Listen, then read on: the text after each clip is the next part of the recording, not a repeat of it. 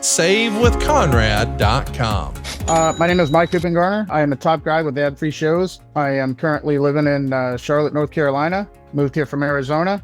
Like everybody else, we shopped around for mortgages, trying to get the best deal. One of the things I wanted to do was give my buddy Conrad a shot. So I reached out to him and told him I was interested in going through the process. The team at Save with Conrad was awesome. There was a lot of communication. They were very quick to respond. They were very quick to listen to, what we needed, the complexities of selling our home with buying a new home. So it was absolutely fantastic. We felt comfortable using the team. We closed on time. The paperwork was hard to get to us. So they made sure that they sent those overnight. So there was no delays. I've tried to recommend Conrad and his team, Save with Conrad, to other people that were either looking for new mortgages or looking for ways to refi or, just trying to get on a better financial footing, because he often says that he doesn't say no. He says, maybe not right now. My name is Mike Garner, top guy with ad-free shows. Save with Conrad helped me and my family get into our dream home. NWA number 212, non-equal housing lender. SaveWithConrad.com. Hey, it's Conrad Thompson, and you're listening to Grillin JR. We couldn't do it without the Hall of Famer himself, the voice of wrestling, Mr. Jim Ross. Jim, how are you, man? I'm great, Conrad. Good to see you this morning. Your cheeks are as luscious and bodacious as usual. Life is good. And it seems like we got an interesting topic today with Lex Luger. Yeah. A lot of ways to look at Lex's career and him as a human being and all that good stuff. He's going to be turning 63 on June 2nd. So it's a little early birthday for him today as we're talking about him. And Lex is probably one of the great stories in wrestling, from who he was to who he is. My goodness, what a person. And we're going to start from the very beginning. Born in Buffalo, New York, Lawrence Fole, his entering into the world of pro wrestling like a lot of guys did back then. College football. When was Lex on your radar? Only when he started in Florida, or did you actually remember him as a ball player? When he started in Florida. Yeah. And I knew that the Florida office was very high on him. I mean, why wouldn't you be? Look at him. He's got the look that every promoter, I mentioned this about Wardlow the other day. We had one of our shows that I believe, or somewhere, we talked about Wardlow. I was somebody, hell, I don't know. Anyhow, that's how I remember shit. I don't remember who the hell is. I had a lot of conversations. But I said something along the lines that Wardlow is what every promoter that I've ever worked for, he had the look and the basic makeup of a star. Right. I think I'm right on that. Now, will he be a star? Will he be the top guy at AEW someday? I think that he's got a good chance at it.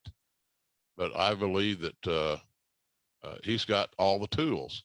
And Lex Luger at that time, when he started training with Matsuda, had all the tools. He had explored all of his options in football. A little cup of coffee here, a little cup of coffee there. But let's not forget that we dismiss that like it's not a big deal. Like you and I could go do that. Well, we could have had a cup of coffee and got signed. Let's mention that, though. He starts at Penn State. We've got some listeners across the pond, Jim, who may not be familiar with Penn State's college football pedigree. But in the 80s, Penn State was the real deal, right? Yeah, they were a juggernaut. And Happy Valley was a special place. That's what they call their area. And they're in, what is that town they're in? Happy Valley. Is Happy Valley the name of the town? I don't know. That's the stadium, though. State College. Yeah. State College, Pennsylvania. So for those that aren't familiar with college football, it's a college football powerhouse. Yes. That was led for years and years by the late Joe Paterno, and who died of cancer, and amidst controversy, unfortunately. So Lex, he came out of high school with all the credentials, and again, he was big and long and tall and strong, and so but I didn't know about him until he got to the pro wrestling business. I lived in Oklahoma, and if you went to Oklahoma, I could tell you all about it because I would have been more familiar with the topic. So, but when I knew. Here's what I did know. I knew that when Lex was assigned to Hiro Matsuda, Mhm. that the office was very they were very serious that Lex was going to be a big star.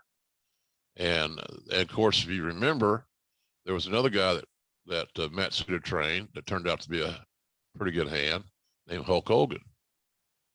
And Matsuda punished Hogan. I think he broke his ankle or something. But Matsuda was a great guy, not because he broke Hulk's ankle, folks, because he was a good man and a hell of a hand. And I grew up hating him because he was Danny Hodges' biggest rival for the NWA Junior Heavyweight Championship. So, I just, Lex was, he had all the tools to be recruited, signed, and then to get actively be trained by arguably as good a trainer as there was in that era in the pro wrestling business. Let's also mention that when things don't really work out at Penn State, it transfers to Miami University. And Miami, the U as it was the top college football program for a chunk of the 80s. But his run here comes to an end. They do a road trip to Atlanta to play Georgia Tech, and Luger is frustrated that he is not named starter by Coach Lou Saban. And in just the fifth game of the season, he snaps and trashes his hotel room, and Lex's college career is over. He bounces around the pro football scene, does a little stint in the CFL, which is a path a lot of guys took. The Rock, Ron Simmons, a lot of different guys, had their hand outside of the NFL. But then it all changes for Lex. In 1985, he meets Bob Roop at a celebrity golfing event in Florida. And of course, Roop sees what we see and arranges for him to be trained by the man who trained Hulk Hogan and Paul Orndorff, Mr. Hiro Matsuda. We haven't talked a lot about Bob Roop on our show. You got any Bob Roop stories or memories you can share with us? Bobby was a hell of a hand. He was a AAU national champion and had a very distinguished amateur record. So he was what would be classified in the territory era, Conrad, as a wrestling heel. So he would try to out wrestle you with this using his amateur skill set. And then once the baby face gained the offensive advantage, then he would start cheating. So he was a wrestling heel and a good one. Now, Bobby was a good, hell of a shooter. I know Watts coveted Bob. Bob was always very intelligent. When he talked to Bob, he was like talking to a college professor or something. He was very, very cerebral, and but a good, solid hand. He didn't have the 2021 body, but he was always in great shape, and so I always enjoyed working with Bob. He was a very smart guy, well read, so and had a good eye for talent, which Luger, that was a good get for Florida when Bobby saw Lex. So and he wasn't, hey, look, when you got a name like Lawrence Foal, Yeah. you better be a tough son of a bitch. Hello, Lawrence. Did you call me Lawrence, you mother? Boy, I oughta. That's tremendous. So let's jump into it. Matsuda, we've talked about him a little bit here. Obviously the pedigree speaks for itself. He got Orndorff going. He got Hogan going. Lex Luger is next. And I guess Lex is a fan of the old comic books because Lex Luthor is probably the motivation to be Lex Luger. Did you ever hear where for sure the story about how Lex Luger came to be? No, I think most promoters have that insatiable desire to use, whatever it's called, the, Lex Luger, the LL or the double initials or what have the you. alliteration. Yeah. Alliteration. Thank you, Conrad. You're so smart. You're so smart. So no, I don't know where the name came from. I really don't. I would believe in that era, it was largely from The Office in Florida. And, you know, like you said, Lex Luthor was the number one heel of Superman, right? What Yeah. you said? Yeah. Yeah. And so, no, I don't know who gave him the name, but it worked. I mean, it's easy to remember. It's easy to say. And, you know, for years, I didn't know his name was Larry Fole. I just knew him as Lex. Right. And that's a lesson Bill Watts taught me a long time ago. You know, when you are doing these matches, the last thing you want to do is blurt out someone's real name that isn't their showbiz name. Because at that in those eras, even though you're doing stuff on tape, it was a major consideration based on the equipment, the time, and money to go back and re-edit or change things or do wild lines or whatever. It was challenging at that time. So that's why backstage or whatever, you know, I never went up to him and said, "Hey, Lawrence, how you doing today?" It was Lex, Right. because I didn't want to get Lawrence in my head and then go on TV and blurt to Lawrence, "Well, Lawrence is looking good today." So anyway, that's kind of how that all worked out. So he was always Lex to me, and I thought that was a pretty good name, actually. Let's talk about his early beginnings here. He debuts for CWF, aka Championship Wrestling from Florida, the old Graham territory, and within 2 months, he's beating Wahoo McDaniel for the Southern Heavyweight Championship. This is a big deal, you know, for you to come in and get this vote of confidence and to beat Wahoo that early in your career. What'd you think of his early beginnings here? Oh, he got a big break early on, and I'm sure Wahoo beat the shit out of him, but before he lost, well, he got used to some of those Wahoo McDaniel chops, which are legendary. You know, and it's such an impressive thing because the noise, and you can lay it in, and of course Flair's made a living on that chop forever, or you know did, and rightfully so. Blackjack Mulligan was another infamous big-handed chopper, and Wahoo and Blackjack were both major influences to your father-in-law. Right. So, and not bad influences, by the way. So I don't know. It was his look probably got him started in a bigger way than anybody I can recall. Right. You know, if you're going to beat Wahoo and you've only been in the business a few weeks, or for the old proverbial cup of coffee, then you know, people have high hopes for you. It's just that Lex's look was so impressive that his skill set had not evolved to that level of perception. So, and he had, you know, he didn't have a lot of different moves and all that good stuff, which is not a deal breaker, yay or nay. But in any event, he got a big break early on, and at that stage of his game, Wahoo was just a little bit more amenable, because Wahoo could have made it very difficult if he chose to, i.e., I'm going to beat your ass so that, you know, I'm not going to go down without a fight.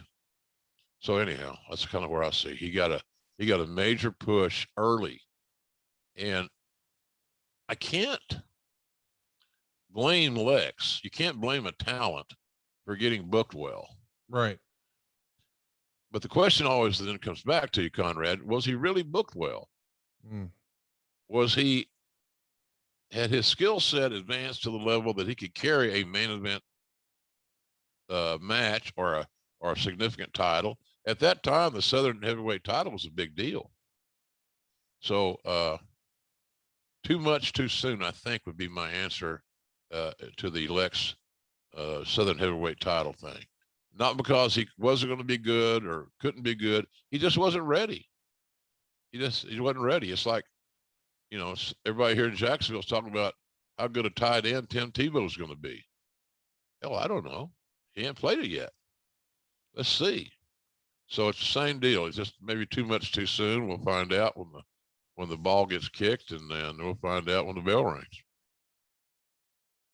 Let's briefly talk about Graham's territory for a minute. Lex debuts in October. And unfortunately, Eddie Graham lost his life in January. What was sort of the perceived feeling of Graham's territory without Eddie? You know, again, just to add context, Eddie passes away in January. 9 or 10 months later, here comes Lex Luger debuting. When Lex debuts, this is not the old championship wrestling from Florida. The business is changing, right? Mm-hmm. Well, Eddie was the alpha male of that whole company. Right. He built it. He starred in it. And Eddie loved developing talent. He had a great eye for talent. But at one time, it's arguable to say that the Florida territory wasn't the territory to be in. Sunshine and good weather, and most of your trips were by car. There were scantily clad women on the beaches. There's no state tax, as if some of our peers were very focused on paying their taxes. So it was a very desirable place to be. If you didn't like to fly, you didn't have to fly unless you're booked to the Bahamas or something. Even the south end of the territory in Miami, which I think they ran every Wednesday night, I'm not sure, was drivable. It's a long drive, but it was drivable. So and that's why some of those guys got their own planes. Eddie Graham had his own plane. There's several guys, and then, of course, a lot of that was made famous by the plane crashes. Right. Nate's survived one, luckily. Bobby Shane didn't. Gary Hart was in a crash. He never was the same. So that could be a whole story in itself, wrestlers with planes, because it's kind of a Ronnie Garvin, Cowboy Bill Watts. It's just it went on and on. But it was a great territory, Conrad, really a great territory. When I would see guys from the Watts territory that had just come from Florida or were going to Florida, it was always with positivity. It was a place to go. It was a place to be. And Eddie was just a really, really good booker, eye for talent. He hired good bookers, and he let them do their job. Bill Watts said he got his PhD in Florida, working for Eddie Graham. Wow. So Eddie was like a guru. He was really well respected by the boys. He was a man's man. He sing on his back. He and Professor Malenko were the two guys that I would say above all that really launched the ship for big money in Florida. Let me put you up on some game, as JR would say. Home Chef provides fresh ingredients and chef design recipes conveniently delivered to your doorstep to simplify your cooking experience. Whether you prefer their classic meal kits with pre-portioned ingredients and easy instructions, speedy recipes ready in less than 30 minutes, oven-ready kits with pre-chopped ingredients, or quick microwave meals that assemble in minutes, Home Chef has you and the entire family covered for delicious meals without the hassle. Home Chef has over 30 options a week and serves a variety of dietary needs, so you don't have to worry about what to make ahead of time. And not only is it convenient, but it's economical too. Home Chef customers save an average of $86 per month on their groceries. Hey, I just want to mention too that Home Chef even has a delicious kid-friendly family menu. They've got 18 new options each week, and that'll satisfy even the pickiest of eaters. Hey, let me just give you a little pro tip. You want to make your wife happy? Order some Home Chef. Y'all start cooking together and you picked out something that even the kids would eat. Buddy, I don't know what you're eating for dinner, but I know what you're going to enjoy for dessert. Roll Tide. For a limited time, Home Chef is offering my listeners 18 free meals plus free dessert for life. Yeah, free dessert for life. And of course, we're going to get you free shipping on your first box. Go right now to homechef.com/JR. That's homechef.com/JR for 18 free meals and free dessert for life. Homechef.com/JR. Must be an active subscriber to receive free dessert. Homechef.com/JR. Let's talk about his first big test. The Nature Boy, Ric Flair, comes to town September 1st, 1986. It's Battle of the Belts 3. You go back to Battle of the Belts 2, which was a CWF sort of staple event. And it was a phenomenal match with Barry Windham that Dave Meltzer went on to call the best hour of TV he'd ever seen in professional wrestling. So a year later, it's time to make a new guy, right? And that guy in Daytona Beach is Lex Luger. They go 20 minutes. It's a 2 out of 3 falls match. And anytime the world champion comes to town, and the promoter goes your way and says, "Hey, you're up next," it is a vote of confidence that this guy's going to be a big deal, right? Oh, absolutely. Of course. He had the look as I said earlier, he had the look that every promoter coveted. And so it didn't take a brain search to figure out. You ain't got to be Sam Muchnick or Paul Bosch to figure out that this son of a bitch has got every physical tool that you could ever want. He was big. He was an athlete. He was an athlete. He was athletic. He wasn't a Clydesdale. He moved around pretty good. And he had that 6'5" frame, really heavy into bodybuilding and his look. So, you know, I just think when everybody saw, including when I worked with Lex at WWE, he was all, the rule of thumb was we may have our next Hogan. Right. Everywhere Luger went, he was compared to Hogan. And that's not fair.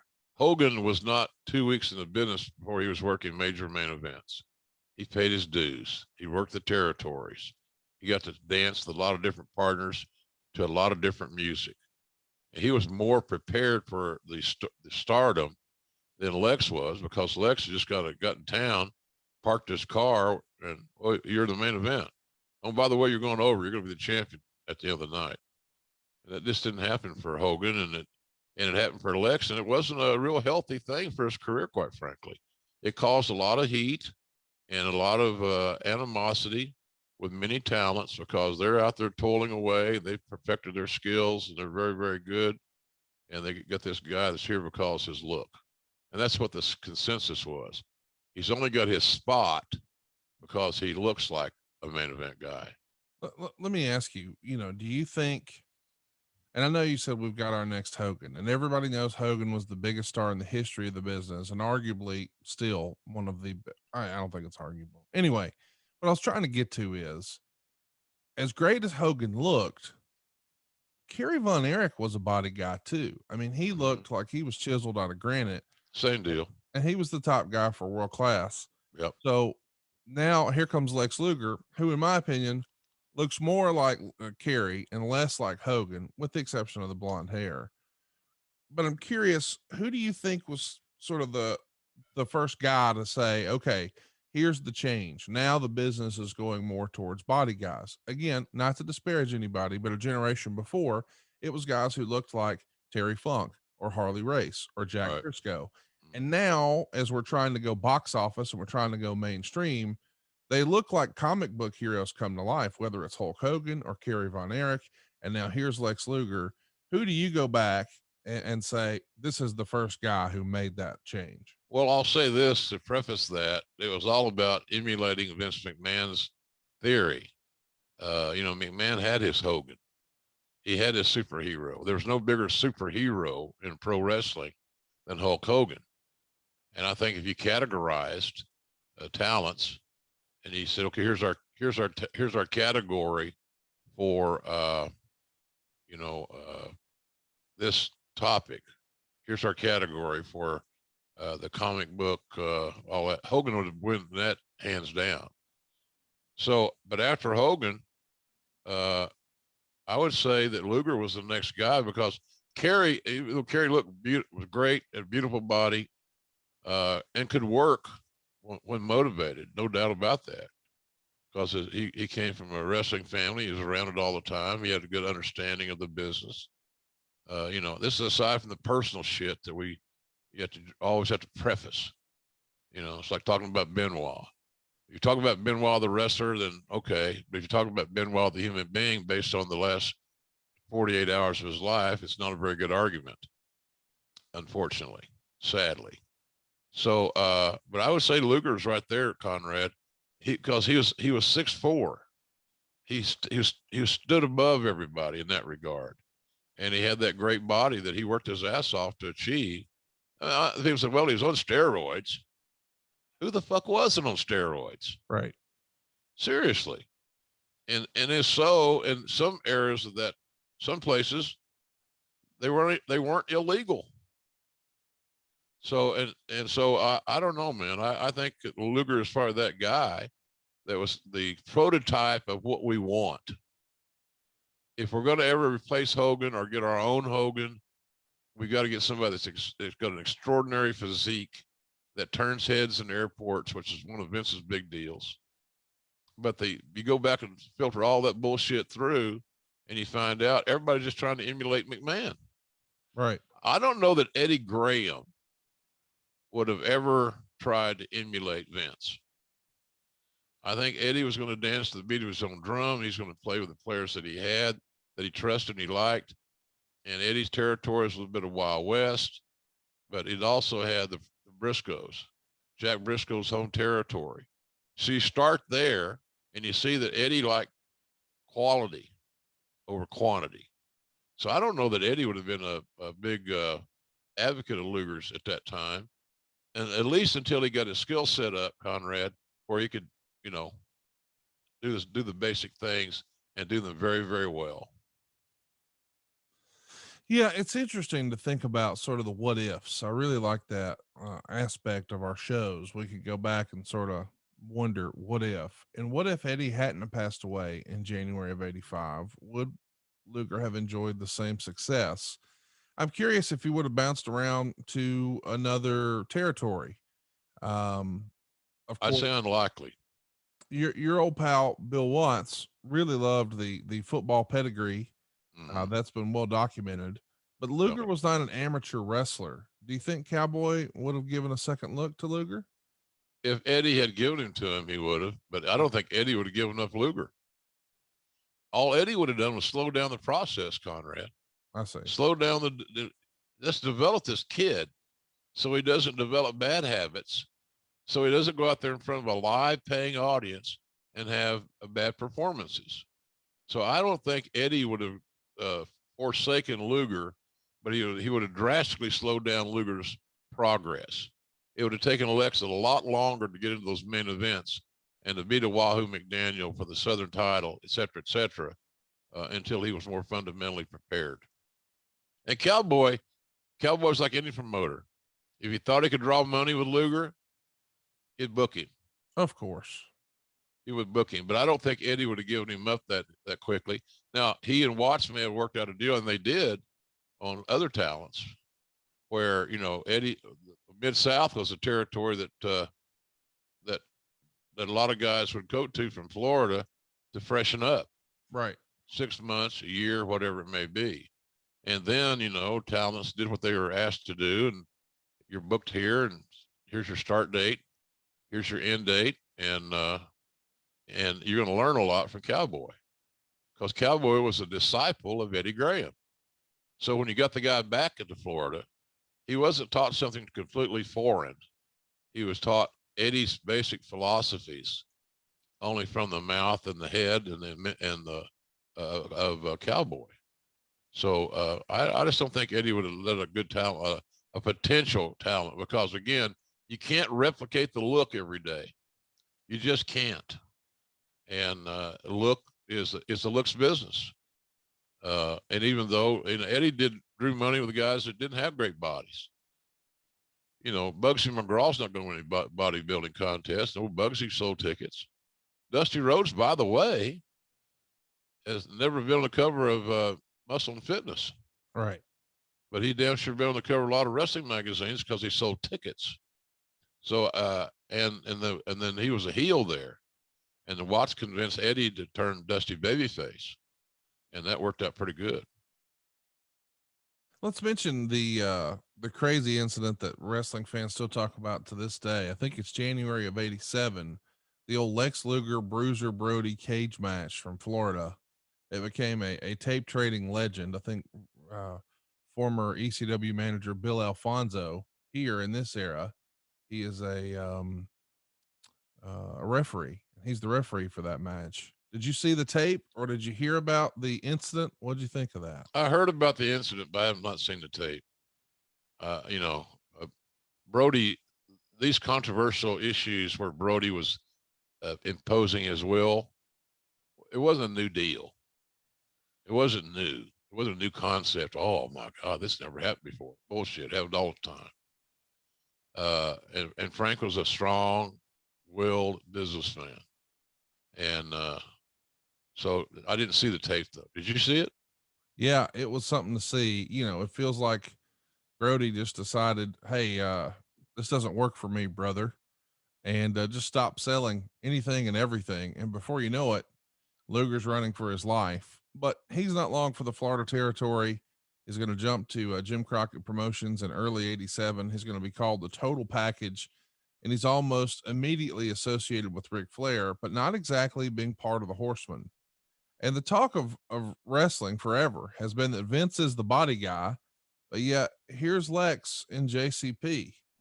And that's, you know, you go back and you look at the great wrestlers there, whether they're Arn Anderson or Tully Blanchard or Ole Anderson, or, you know, who could forget the Rock and Roll Express or the Midnight Express? Those guys are not exactly body guys.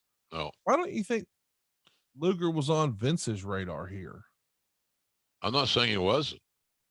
He just may have been contractually obligated to JCP, and the fact that they were dangling that Horseman distinction in front of him might have, you know, that's automatic main events. It's automatic more money. Right. And again, I said it before many times. It's when they say it's not about the money, it's all about the money. Of course. These guys are independent contractors. They got to maximize their minutes. They gotta get out there and impress. So I don't know, man. I just think that I'm sure Luger was on Vince's radar.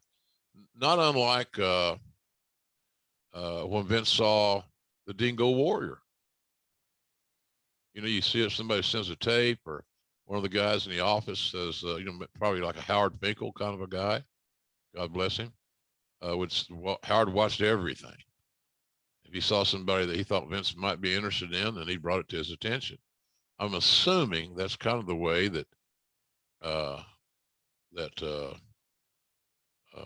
we were taught that was assuming it was that way with Dingo Warrior. After just watching his biography here a while back, not too long ago. What was that, this weekend? Yeah. As you and I recorded, it was just yesterday. And of course, this Thursday night, AKA tonight, you'll be able to see Dark Side of the Ring, which you're featured on. Am I? About the Ultimate Warrior. And you have some great one-liners in there that is going to get the internet all fired up. You're probably wondering out there in TV land, what the fuck is destricity? So, oh, God. Well, here we come.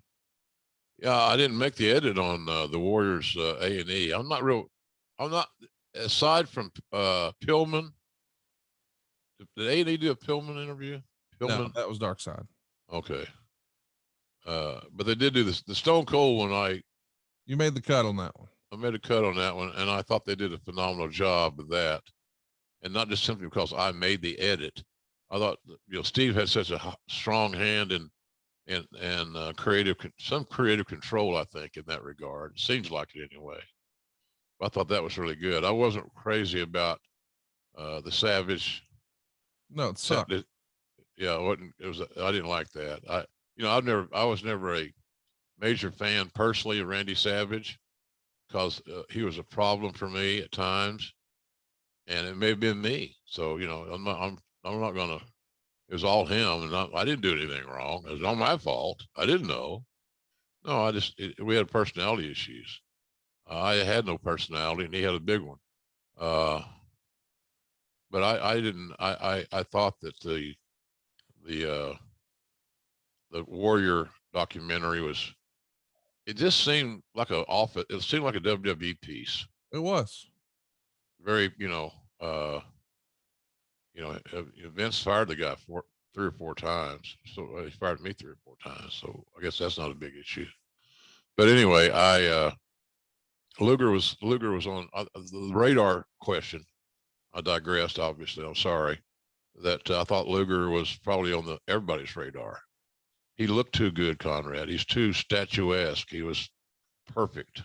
He was physically perfect for this business. Well, his first promo here for Jim Crockett Promotions, he says, "I'm going to become a member of the Horsemen one day."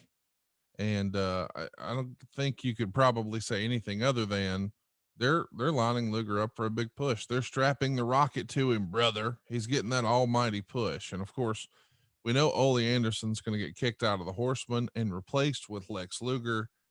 And there's no one better at this point in time, probably, for Luger to learn on the road with than Flair, Dillon, Arn, and Tully. Right. What do you think Ole thought of the creative of I'm out and Lex Luger's in? Well, Ole would probably have the old school philosophy of this all about his body. Yeah. The guy can't work or lick, blah, blah, blah. And, Ole was always going to look at a glass half empty anyway, more often than not. Now, if you're asking me who was the better worker, Ole Anderson or Lex Luger, and right at that point in time, well, that's easy. Ole was the better worker. But they saw something in Lex. They wanted to put him with this group that could protect him. If he was willing to listen and use the information and the things he's being taught, then he had a chance to be really, really great. And, Ole just would not have agreed with that. It throws me back to what I've said about Eddie Graham.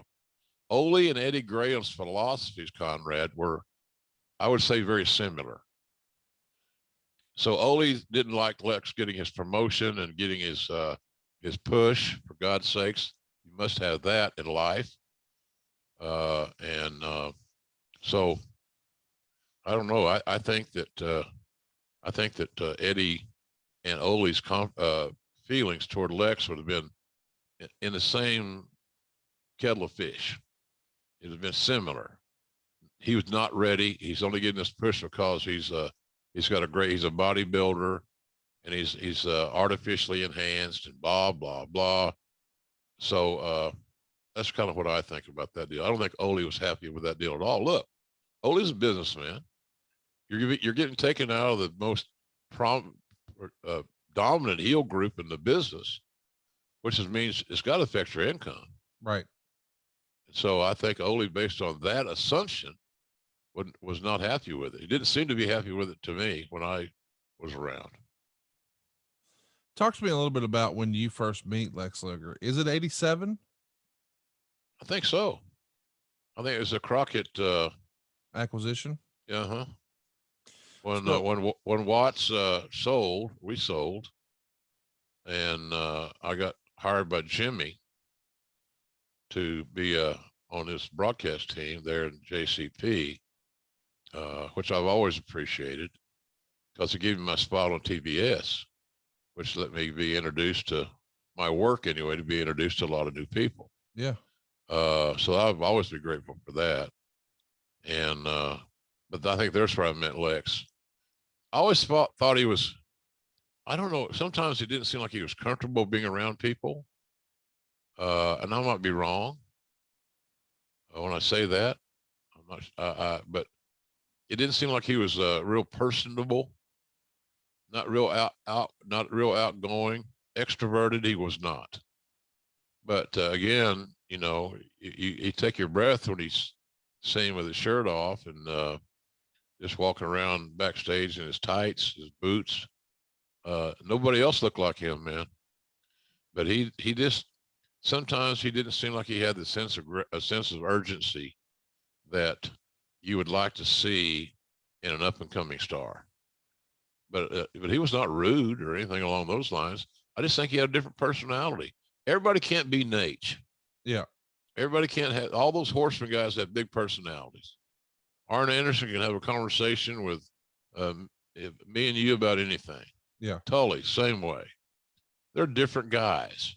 And Lex was just a little bit introverted, I think, because he had such high expectations of himself and how he looked in this crazy business of pro wrestling that, he was a little unsure of himself. Sure. And I think the insecurities there affected his personality and how he interacted with others. Doesn't mean he was wrong. That's just his natural personality. So he had to come out of that natural personality with those promos.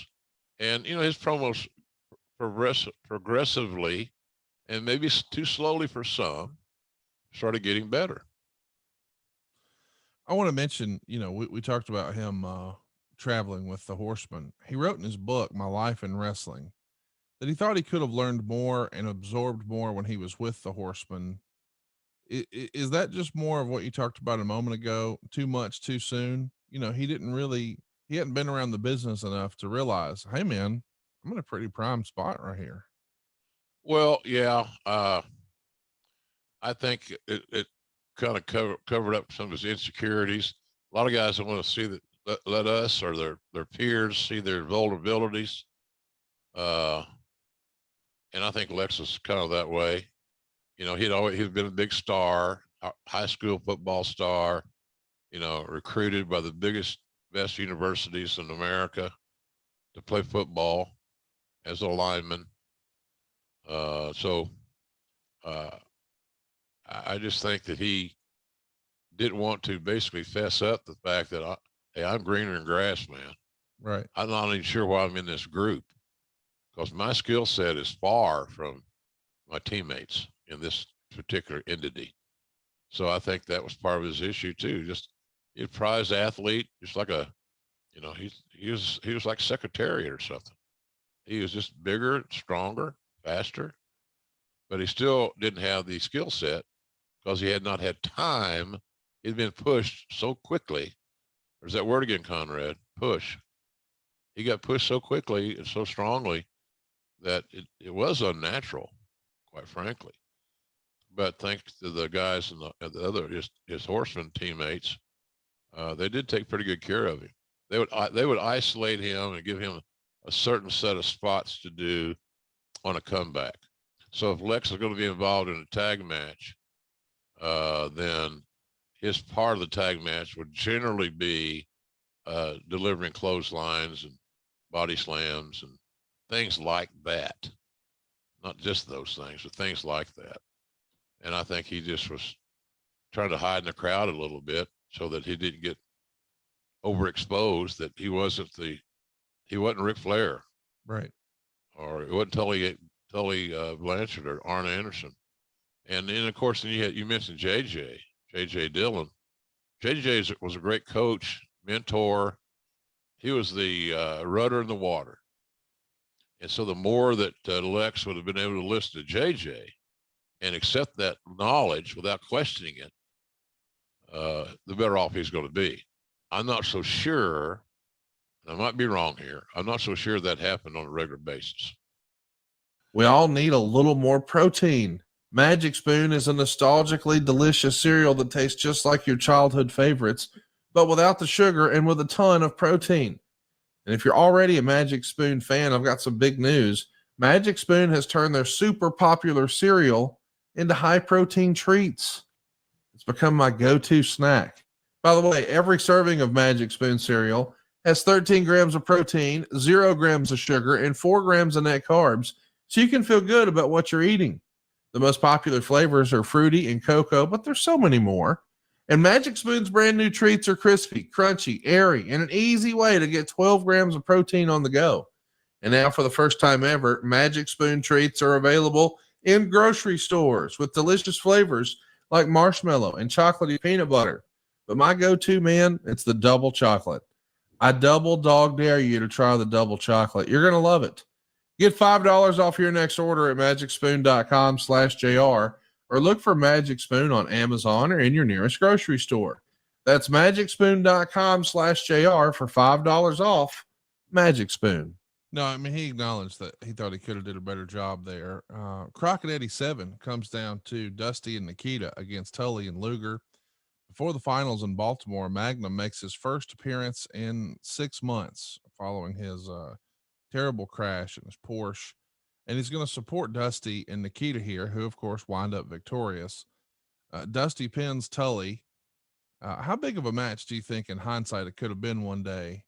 Magnum versus Luger, good versus evil, the two good-looking dudes from the future, huh? Yeah, it's been great. Yeah, it's been a great matchup. And And Terry Allen, Magnum TA, would have had the patience and the skill set and like age group to communicate well with Lex and maybe get Lex in a comfortable spot that he knew that everything they called was things that he could that Lex could execute. So it would have been money. You know, it'd been Lex Luger versus a red hot Luger against a red hot Magnum TA. Nothing but money. They're building towards Nikita versus Luger for the U.S. title, but it takes months to put together, sort of old school. Lex is a part of the very first War Games at the Omni, where Dusty, Nikita, the Road Warriors, and Paul Ellering would take on the Horsemen. Of course, Hawk would make JJ submit. But Luger being in that match, the very first War Games, it's a nice little footnote in history for a relatively newcomer. Yeah. Well, again, they're booking for the future. Yeah. And they put Lex in situations that would allow him to shine or to have more credibility and credence because he was actually in the match. So I'm thinking that, again, you just keep looking back at Lex's career, and he got a lot of breaks. And being booked in the first War Games, I think Shivani and I called that first War Games. If I'm not mistaken, I might be wrong about that. Finally, in Greensboro, Luger wins the U.S. title from Nikita in a steel cage match on July 11th. And at this moment, the Horsemen have all the titles. Of course, Arn and Tully are the tag champs, Rick's the world champ, and now Luger is the U.S. champ. Is this another example of too much too soon, or based on the context of him being with the Horsemen, this is right on time? Well, it's arguable. I think just from the fundamental standpoint, storytelling, ring psychology, pacing, those things, it was still a little bit too much too soon. But the genie was out of the bottle, as they say. If they say that, hell, I don't know. I've never heard anybody say that in my fucking life. The genie's out of the bottle. Lex is out there, and he got exposed, and you know, he just, it was too late to start over. You can't retreat when you got somebody that you're getting that's getting that big a push, because that would have affected in a negative way three of your biggest commodities, Rick, Arn, and Tully. And they were, you know, those guys had as much to do with the Crockett territory being very profitable in that year as anybody, because they had heat, they were wrestling heels, they could talk. So I think they put Lex in good company where he could be protected. But I'll always say that I think that, unfortunately, and I don't mean this in a bad way, it was a little too much too soon. Conrad, he was still on his infancy. You know, he needed 5 years or so, Lex, so speaking of, to be put on that. You could protect him for a few years without a doubt, because it's just a matter of who you book him with. You book him with a great heel that can tell a story and keep him and lead him along in a positive way. And by the time he got 3, 4, 5 years under his belt with a good quality opponent, he probably would have been ready to launch his own ship. Let's talk about what's next for Luger here. Starrcade 87, which you and I have covered, is the first pay-per-view for Jim Crockett Promotions. And of course, Vince sabotaged it with some power plays with the cable systems and of course creating Survivor Series. Either way, that day it's Dusty versus Luger in a steel cage match for the U.S. title. And Dusty gets the win. It goes 16 minutes. And Meltzer would say the stip was if Rhodes lost, he'd have to quit wrestling for 90 days. Rhodes got a 50-50 mix of cheers and boos, although Lex was mainly booed. In hindsight, do you think this was the right call to have, you know, our baby face victorious over Luger? I mean, there's a lot of criticism of Dusty in this era that he's past his prime, his weight's gotten out of control, he's grasping at straws as the booker, he's pushing himself too much, whatever. But then there's Luger, who a lot of people say, oh, he's not ready. He's a body guy. He's not this great performer. But either way, it's the biggest show in Crockett history, or so they hope. And Dusty gets his hand raised. What do you think of that creative? Well, it's arguable. You can make a good argument for Dusty going over. You can make a good argument for Luger going over. If you're trying to build Luger, you can't build him by beating him. He doesn't know how to lose yet. He doesn't know how to take care of himself, Conrad. Conrad, there's a way you lose, man. It's just not you go out there and do your thing. Oh, I missed something. Boom, 1, 2, 3. Yeah. That shit don't flush for me. Yeah. It's a process. It's a presentation, and you've got to have experience, and you've got to have, in game, in ring, live experience. And Lex had been in that group, and he'd been protected. And to get him in there with Dusty, even though Dusty's game plan was very basic, as I recall. So you can look at it either way. If they, meaning JCP, thought that Lex skill set was to the level that it could be the guy, then he would have gone over, I think. But I don't think everybody had the thought at that time that he was ready. And I think that's why Dusty went over. Well, after this, Luger chooses to quit the Horsemen. He eliminates JJ to win the Bunkhouse Stampede, and now he's a full-fledged babyface. Of course, we've got the whole big beat down that happens at Clash of the Champions, and they bloody Luger up. What do you remember about Luger being all decked out in white on the back of the white limousine? And I think, as the legend goes, he had never done the gig before, so he had JJ help him out. Do you remember this being something where the guys are like, oh, let's see how it goes? What do you remember about that? Well, I didn't know all those intimate details at the time because it wouldn't have affected my job whatsoever. Right. How he got his color or when he got his color or whatever, I would not have been on my agenda to know. But look, that's not unusual. Yeah. Having somebody else cut you. Of course. I did a thing on Monday Night Raw one time. It might have been I'm trying to think, somebody cut me.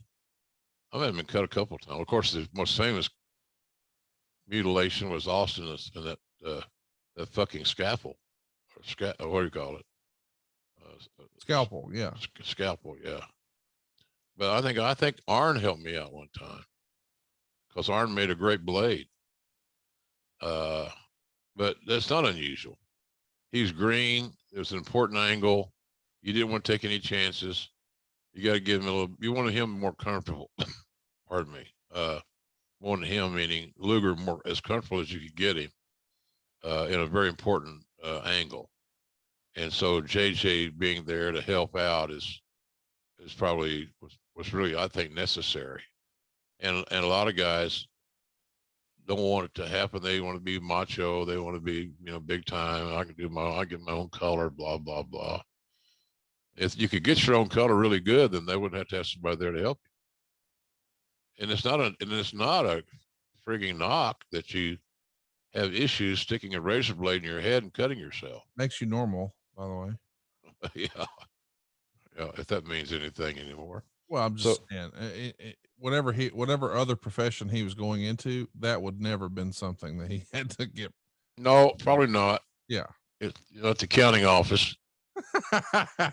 Show me your color. So what's next for Luger is a tag team with Barry Windham. They're put together and they're going to challenge Arn and Tully for the NWA tag team titles at Clash of the Champions. But of course, as you know, Windham's going to turn on Luger in a match. Arn and Tully get the titles back, and now Barry Windham is joining the Horsemen. Yeah. There's a lot of talk and debate about, especially in this era, three guys, Sting, Luger, and Windham. Who was ready? When were they ready? Lots of people were debating, hey, Flair's time is up. We need to try this. And of course, eventually they wind up trying all three. I think by the time they actually gave Barry a shot in 93, maybe, the fandom and the support that Barry had from the late 80s was gone, or not maybe what it once was. But do you think if you had to go back in time, you would have done it any differently, or would you have kept the belt on Flair the whole time? Well, I'm a Flair guy, so I probably would have kept the belt on Flair, all the while knowing that he's not going to be a heel much longer because he's beloved. He's like the old pair of house shoes. Yeah. Here's a good clickbait for you, Conrad. Ross calls Flair old pair of house shoes. Yeah, that's a good one. That's a good one. I'll help you out there, guys. Click your ass off. You leeching motherfucker. You know.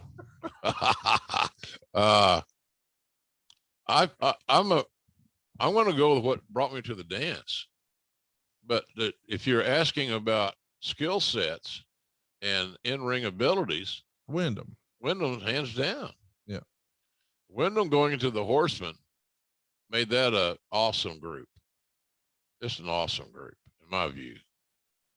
They had chemistry. All those guys could wrestle, could work. I just loved it. I think I love, that was my favorite incarnation of the Horsemen, the Barry Windham in the group. Because I knew no matter what match I was going to call that they were involved in, it would have quality. It would be logical, make sense. And Barry at one time was, Conrad, look, I don't know how old you were at that point in time, but at one time, man, Barry Windham was considered as good as there was. Yeah. In 86, 87, a lot of people thought he might be the best wrestler in the world. Yeah. I liked Barry in that group a lot. And to me, if the Office had thought that Barry was a little bit more reliable, because Barry was a kind of a maverick, Barry would have very easily been my choice to take the spot from Flair, at least for a while. Right. Because you knew that the main events are going to be outstanding. Nobody's Nate, but Barry Windham was damn sure close to it. Well, what's next is Luger and Sting teamed together to win the Crockett Cup. They beat Arn and Tully in the finals. At this point in real life, are Sting and Lex best of friends? I mean, we know later they're going to own a gym together in Atlanta and be big buds. But is that already the case here in early 88? I'm not sure. It wouldn't surprise me. So I would venture to say yes, they were buddies because they both love to work out, train. They were both gym guys. Hence what you just said, they invested in a gym, Main Event Fitness, there in Atlanta at one point in time. So I would say I'm not sure about the answer, but I'm guessing yes. They had a lot in common. So, age thing, experience level, all those things. And Sting was another guy that was a little bit like Lex in the sense that at one point, all of a sudden, boom, he explodes, and he's given a huge push. When one could argue that Sting wasn't quite ready for that push either. But sometimes you get called into duty and you got to go play. So it seemed like it worked out the best for everybody along the way. But I think those guys are both. Neither guy was were big drinkers. They weren't. I don't know that they were drug guys whatsoever. Party drugs. Right. I know what you mean. So I think that they probably were buddies. They had too much in common. That subsequently led to a business relationship. Well, it's time for Lex's big push. We talked about, should it be Sting? Should it be Barry? Lex gets the nod first. He's headlining a pay-per-view. It's Great American Bash 1988. They go 23 minutes and 13 seconds. Jim and I have done a long episode on this entire show, including the main event that Meltzer gave 2.5 stars. But of course, it feels like, hey, the rack is on. And Ric Flair must have submitted because they're ringing the bell. We've got a new world champion. When in fact, it's actually the Athletic Commission stopping the match due to blood loss, but there wasn't significant bleeding. In hindsight, is this sort of one of the straws that broke the camel's back for Jim Crockett Promotions? Do you think? It feels like they turned off Baltimore that night in a major way. Well, Conrad, I hated that finish. Anytime your fan base leaves disappointed, and they're frustrated. The thing about, here's the deal. The thing about and if it happened today, it would have been a great train wreck. Because there's so much more information flow out there thanks to social media, for better or for worse. Right. But Luger didn't get enough color to make a Band-Aid would have fixed that. Right. He wasn't in physical danger, and it was a formality that the hard to get along with at times Baltimore, Maryland Commission, that's been noteworthy for things like that in the past. So I didn't like the finish at all. I don't understand.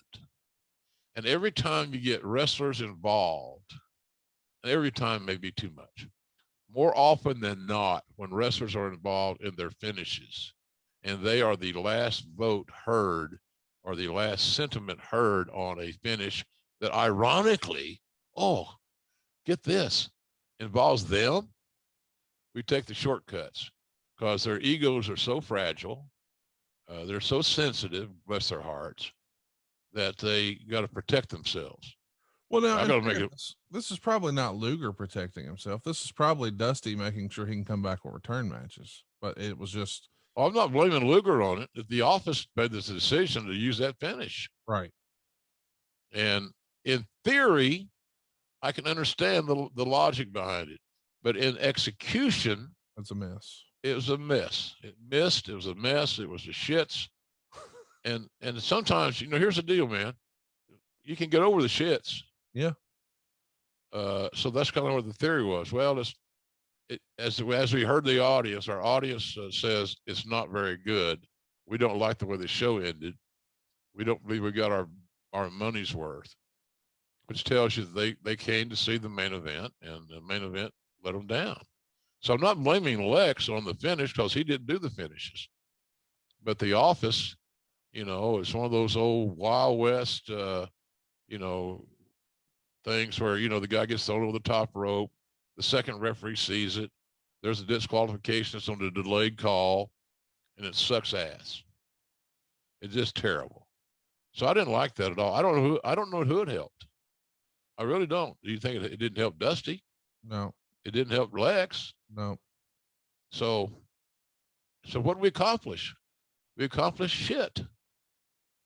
And all shit's good for is fertilizer. It helps things grow. Let me ask, in terms of this finish, what would you have done? I mean, would you have just avoided Luger in the main event with Flair because you felt like fans were ready for it, and you as the promoter aren't ready to put your business in his hands? Or would you have done a different finish and just have the Horseman cheat or some such? I would have had the Horseman play the numbers game. Yeah. Where the babyface was faced with insurmountable odds, and the announcers would tell a good story. And Luger was never quit. He never gave up. He fought his ass off, but the numbers caught up with him. They're called the Four Horsemen for a reason. There's four of those bastards. There's one Lex. I would look like Lex is going to pull this thing out, and all of a sudden, kaboom, something goes down for an object, whatever it may be, and he got screwed. And you can tell that story much more vividly and easier than trying to explain a trinket or two of blood, because that was the premise. Well, this guy's bleeding. Yeah, but the intent of the rule is to make sure that somebody doesn't, they're not injured and they're bleeding. Well, this is just a trickle down. It's like a shaving cut. Right. It just didn't work for me. So I would have had a finish, and I would have beat Lex, but I would have beat Lex with the help of the cavalry. Sure. And give him the out that he needed, just to preserve his push and his advancement. But that finish just, and look, if you told me that what you're going to do before the show, which they didn't, which is fine. I didn't want to know. Didn't need to know. I might have said, well, that sounds interesting. That might work. I've seen matches stop because of too much blood. Of course. But it's too much blood. Not enough. Yeah. No. So didn't like the finish at all. I don't think it helped anybody. And when you're booking a finish, you got to figure, okay, now who all did we help here? Who all did we continue to advance, or have we failed? I think on that finish, it was a failure. Let's talk about how they run it back. Starcade, we see Flair pin Luger. He's holding the ropes. And a lot of people think that if you're not going to do the switch at Starcade, you have effectively cut the knees out from under Lex Luger or any baby face. Is it hard for a baby face to keep coming up short and continue to be pushed as a top guy, in your opinion? Absolutely. Absolutely. And it's even harder in today's world, even though everybody knows kind of what's going on. You know, they want to get lost in the match. Fans do today. Yeah. We as fans haven't changed that much. Yeah, you and I are in this. We're in this business, but we still enjoy seeing a great match. Yes. And a contest that kind of takes us away from reality and lets us immerse ourselves in the entire fabric of pro wrestling. And but you got to, at the end of the day, okay, now who did we help here? What did we forward? You can't go to Geneva and be neutral in Switzerland here. You got to declare something. But absolutely, man, that's the thing about, and we've seen it on TV shows all the time. I'm glad that, you know, Tony Khan's got a little different personality and theory of that philosophy. And that is, you know, it doesn't hurt to have winners and losers. I mean, we saw Miro submit our boy Darby Allin. Yeah. And, you know, in the old days, I did an interview just the other day with UFC Fight Pass. And I said, one of the things that the MMA has influenced pro wrestling in one way is that the baby faces now in pro wrestling can lose by submission, and it's not considered the unpardonable sin.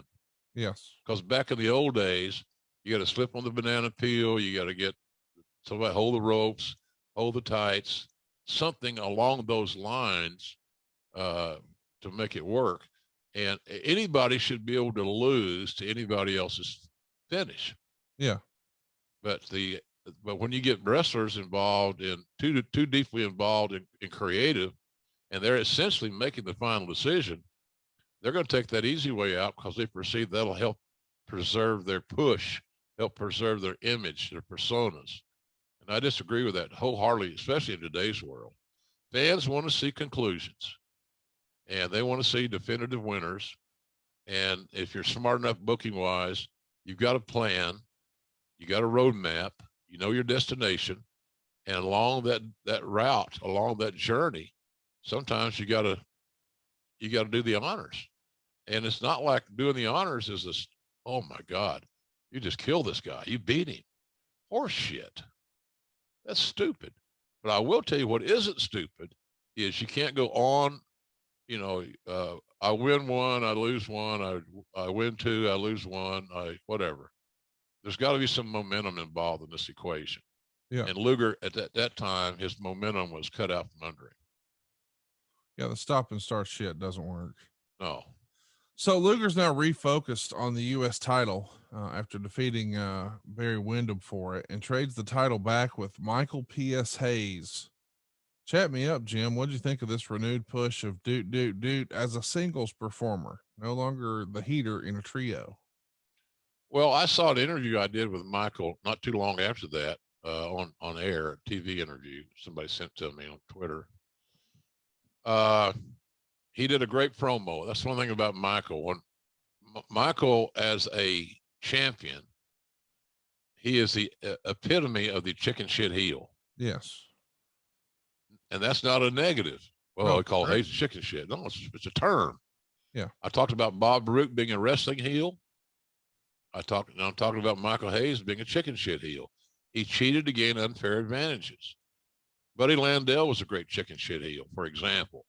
There's a lot of them, tons of. Buddy Rogers was a chicken shit heel. So no, I'm not a big fan of that positioning, that posturing, quite frankly. But Hayes was look, it hit the restart button. That's what it did. Yeah.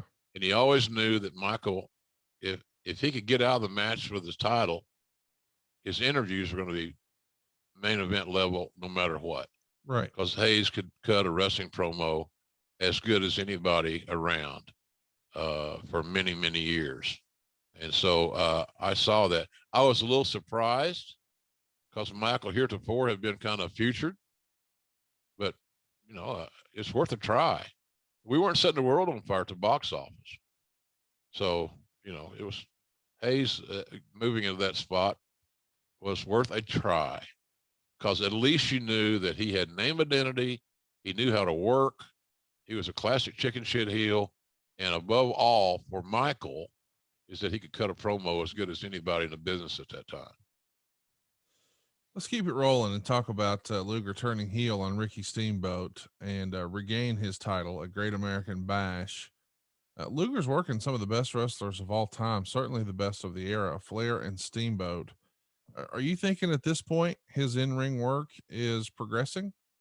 Yeah, it's progressing, but it's hard to be, if you're of the greenish flavor or color, being a heel is more challenging than being a babyface. The subtleties of being a great heel and knowing how to win, knowing how to lose, knowing how to cheat, knowing how to whatever you're going to do as a heel is more daunting to me. I may be wrong than being a babyface. All a babyface got to do is learn how to sell really, really good, never give up, and have a good finish. He doesn't have to worry a lot about psychology if you're a good seller. If you sell in levels, if you register, you're not going to sell a jab as much as you are a big roundhouse right hand. And you're just not. You got to learn to sell in levels, and that takes a little skill and time. So I think Lex is always better suited to be a babyface. But again, it seemed like it was a sense of urgency, Conrad. We got to figure out something to do with it. He looks too good not to be on top, and he looks too good not to be being used as a main eventer. So what's next for Lex is the Starrcade 89 Iron Man tournament. And I think you wrote in your book that this was your idea. It's Flair, Luger, Sting, and Great Muta. And the concept is it's going to be a sports-like tournament. And I think you wrote that it wasn't supported by the creative team or the wrestlers themselves. Why do you think that was? Because somebody's got to lose more than once. It's a round robin tournament. Everybody wrestled each other one time. And I think that, how are we going to work? I guess we're going to do a lot of DQs or count outs or whatever. No, not really. If you're highly skilled enough, you know how to lose. And are you saying that you're above losing to this other guy's finish, who's a main event guy like you are? They don't flush with me.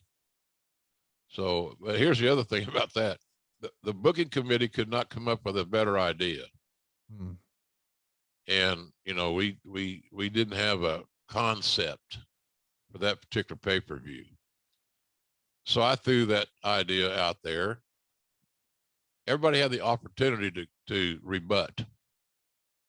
But instead of rebutting and coming up with a better idea, it was a lot easier to go tell the guys on the booking committee, go tell their buddies in the locker room, boy, this is a fucking idea. Goddamn JR's crazy. Because, it all came down to who's going to do the honors. And several of you are going to do the honors. That's the same time we had the tag team tournament, right? Isn't that the same deal? I think that was a different show. You think so? Yeah. Maybe it was. Well, we did the same thing in the tags. Yeah. We did the same thing in the tags, Conrad, and it created dream match scenarios. Because it wasn't a matter of the winners advance and the losers go home. There's a little point system that kind of made sense, I thought. And so you have to keep winning.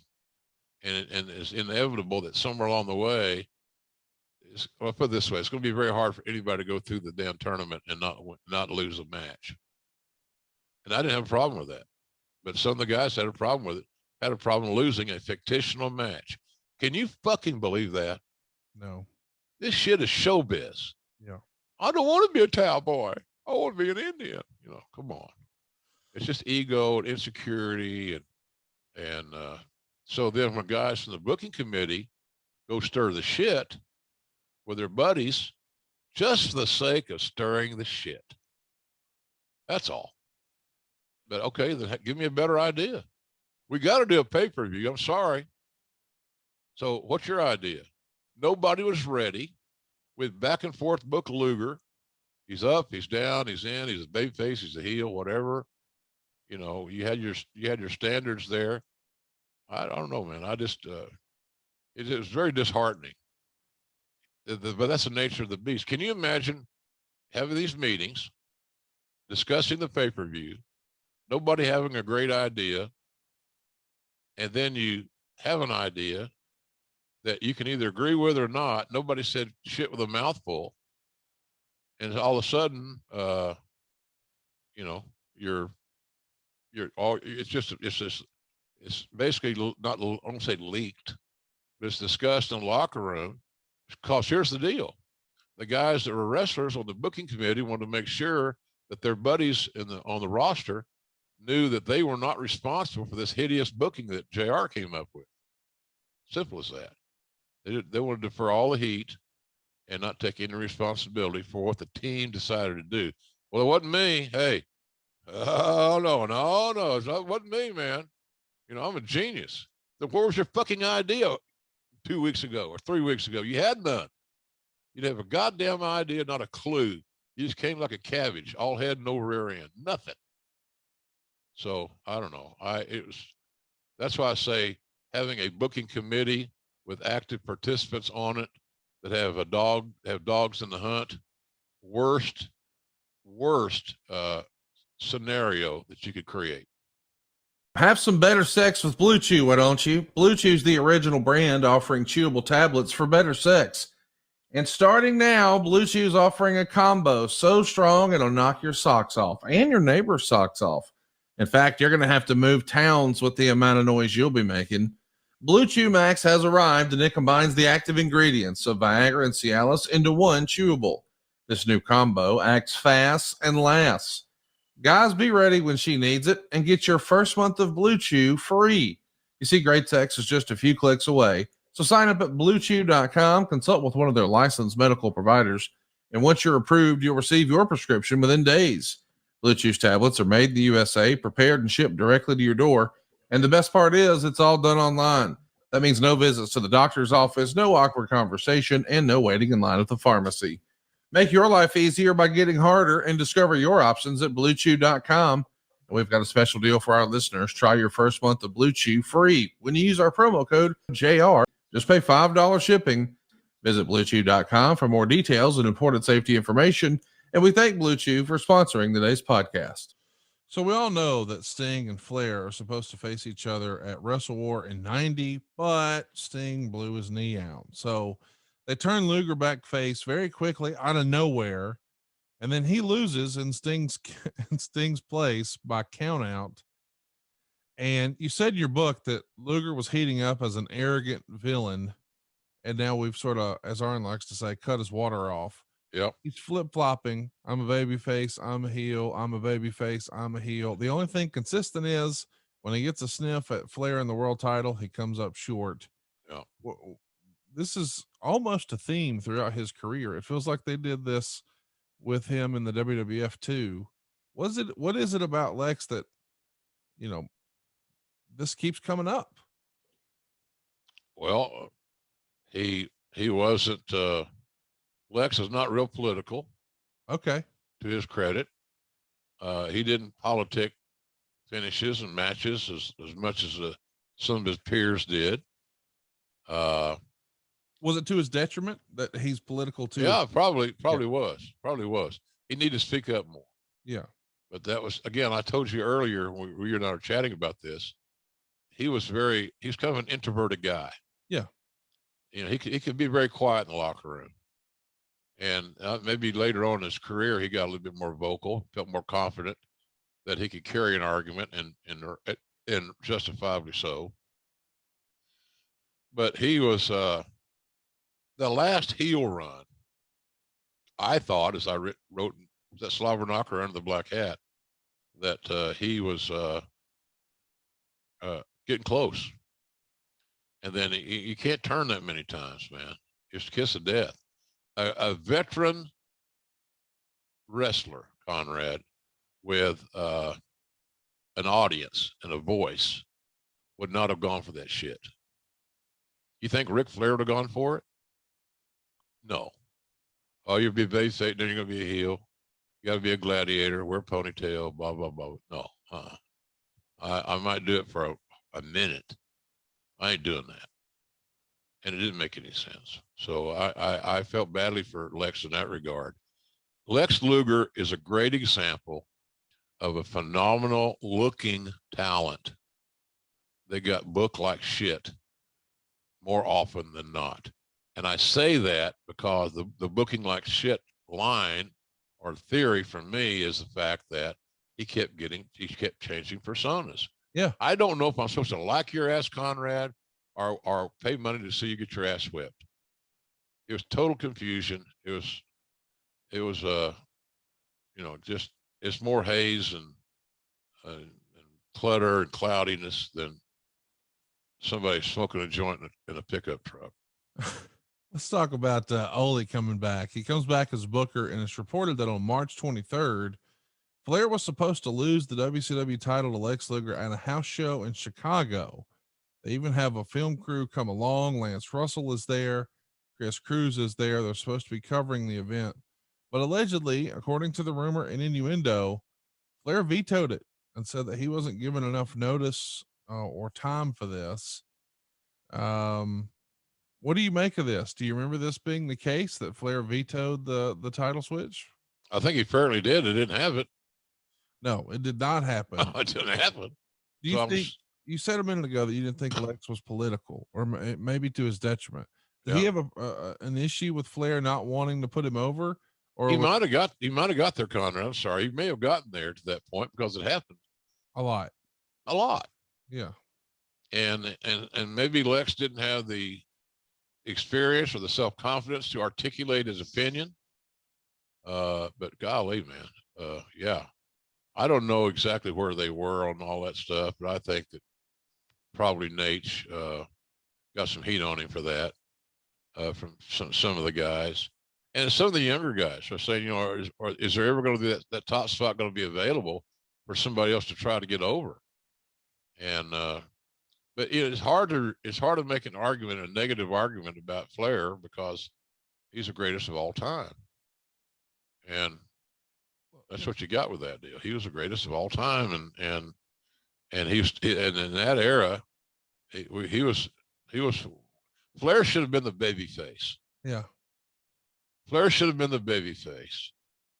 And then the young upstart Lex Luger, bigger, stronger, younger, blah, blah, blah, could have then had his position in his run. And you get Luger a series of good wins. And at the final, you get into these single matches with the Horsemen. And finally, the old bounty type scenario where we got to put this son of a bitch out because he's coming for Nate. And that's our bell cow. Could have been so easily booked.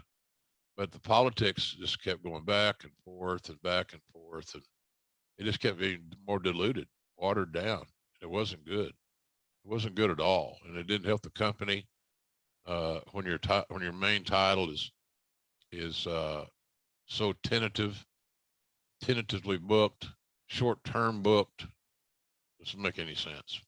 Well, we know that Ole was not a big fan of Flair's, and we also know that Luger had a little quote unquote heat. That's the rumor backstage based on his contract value. How much of those two things do you think played into Flair wanting to dig his heels in? The fact that Ole was back and he knew that Ole was not a fan of his, and the fact that Luger supposedly had one of the richest contracts in wrestling, and maybe Flair took issue with that. I don't know that Flair was making less money than Luger. Are you under the impression that Lex was getting paid more than Rick?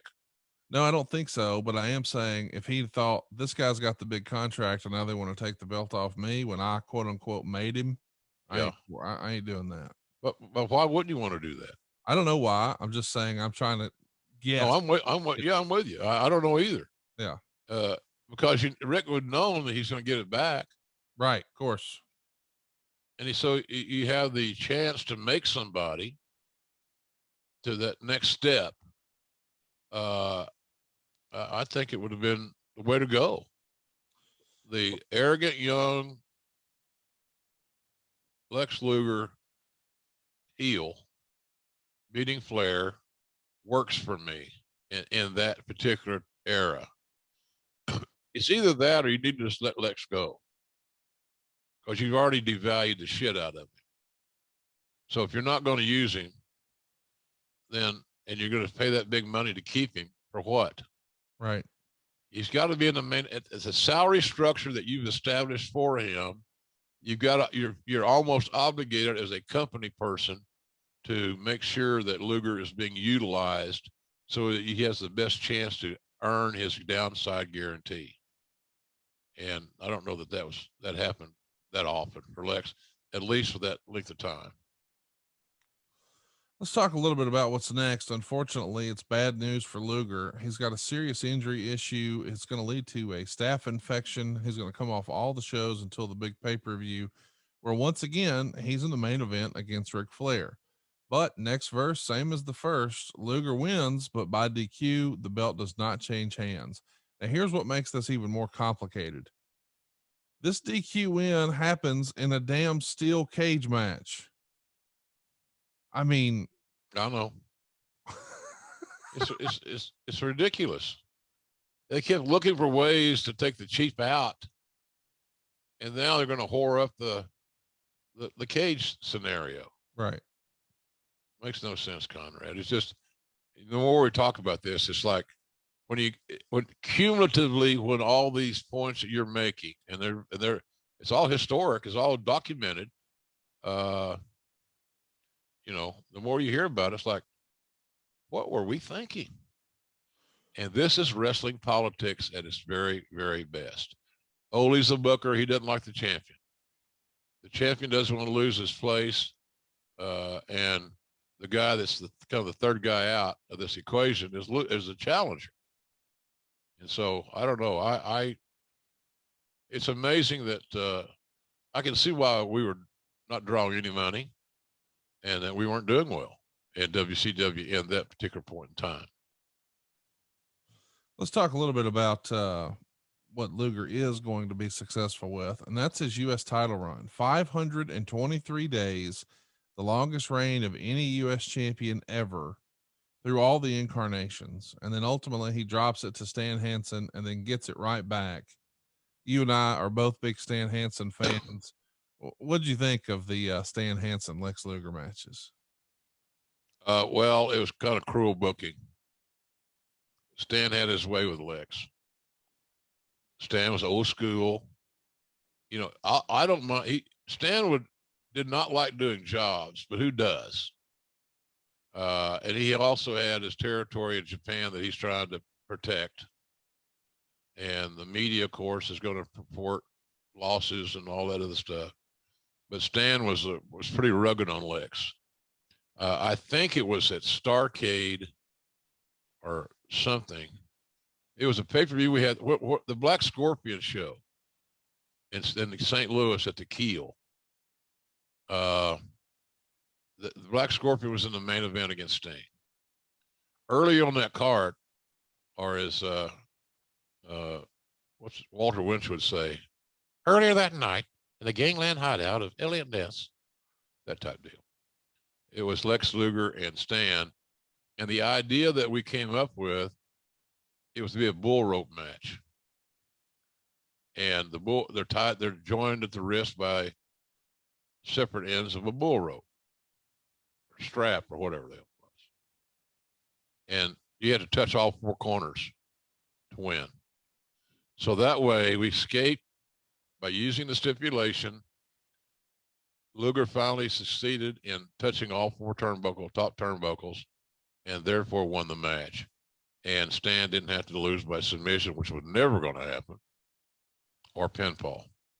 So it was a tough booking for Lex. Now, it looked great on paper, you know, and Hansen getting the theory was, well, Hansen wins a close one, wins the title. He'll like that. He gives Luger a automatic return type thing, another match on a pay-per-view and a main event level, which should help him make a little bit more cash. And so there he went. So, but it was rugged. And but Stan didn't do it because he didn't like Lex, Conrad. He did it because that's the way Stan works.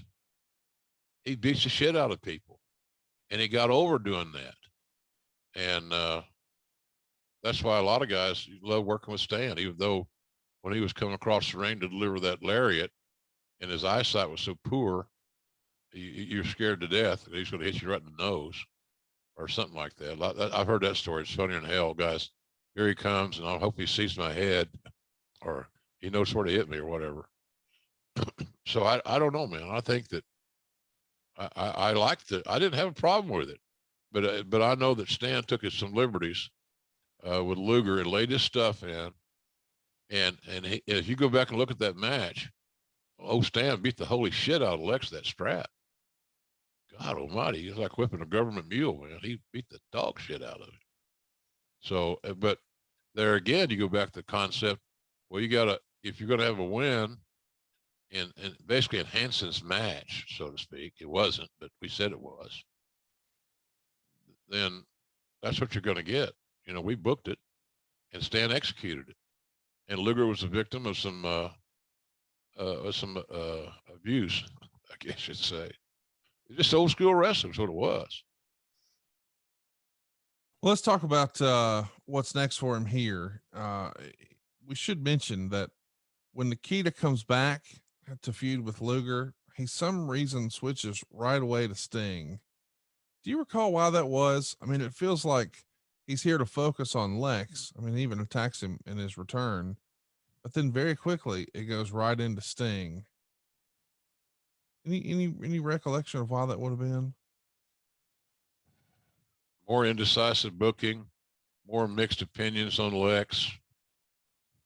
You know, I always thought that once we got to the Luger Sting level match, that Lex would feel more comfortable. I think the friendship was good between the two. They communicated well, in other words. But I thought that their chemistry would probably have been one of the better things that could have happened to Luger and to Sting for that matter. Sting was a better worker and more advanced. But I thought that the chemistry between the two would equate to some really good one-on-one matches. Let's talk a little bit about Luger's big crowning moment. He finally becomes world champion, but it's when Ric Flair's not here. Of course, Ric Flair and Jim Herd's feud came to a head. Flair walks out, takes the belt with him.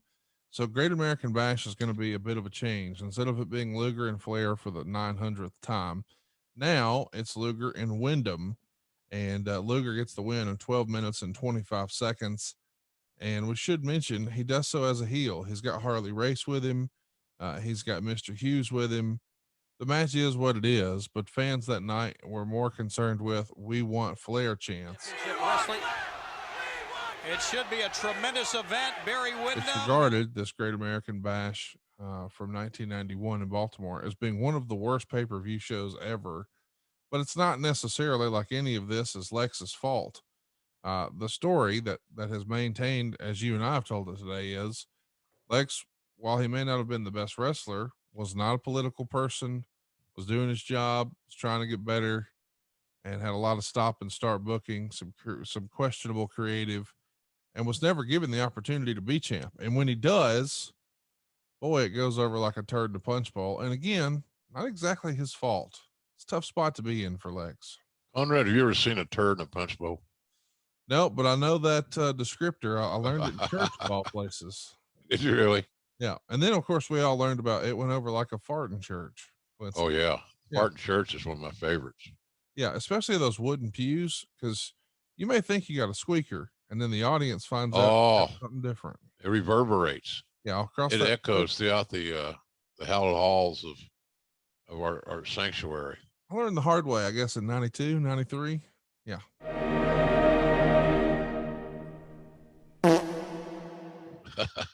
Gotta get on you. Oh yeah. You know, again, it's just mumbled, fumbled, jumbled craziness, man. And we gotta do or get off the pot. And you know, you just said a while ago about Luger finally wins the title, but he wins against Barry Windham, who we've espoused Barry's greatness. But to say that Barry was more over than Rick as the champion Not would true. be a lie. Yeah. I think we can conclusively say that would not be true.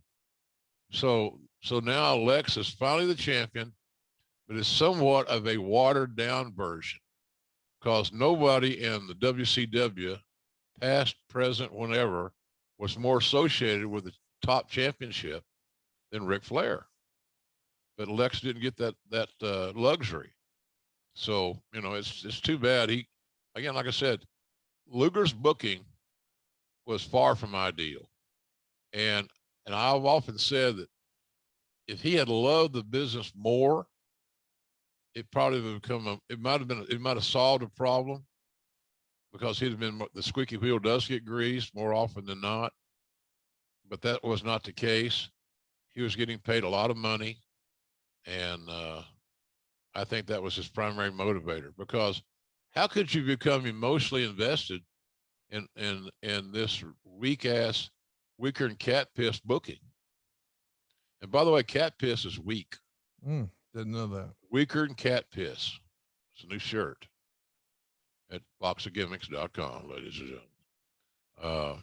So anyway, I think Luger that at some point was just kind of, let me finish out here as best I can before I get to work for Vince, because this journey has not been good.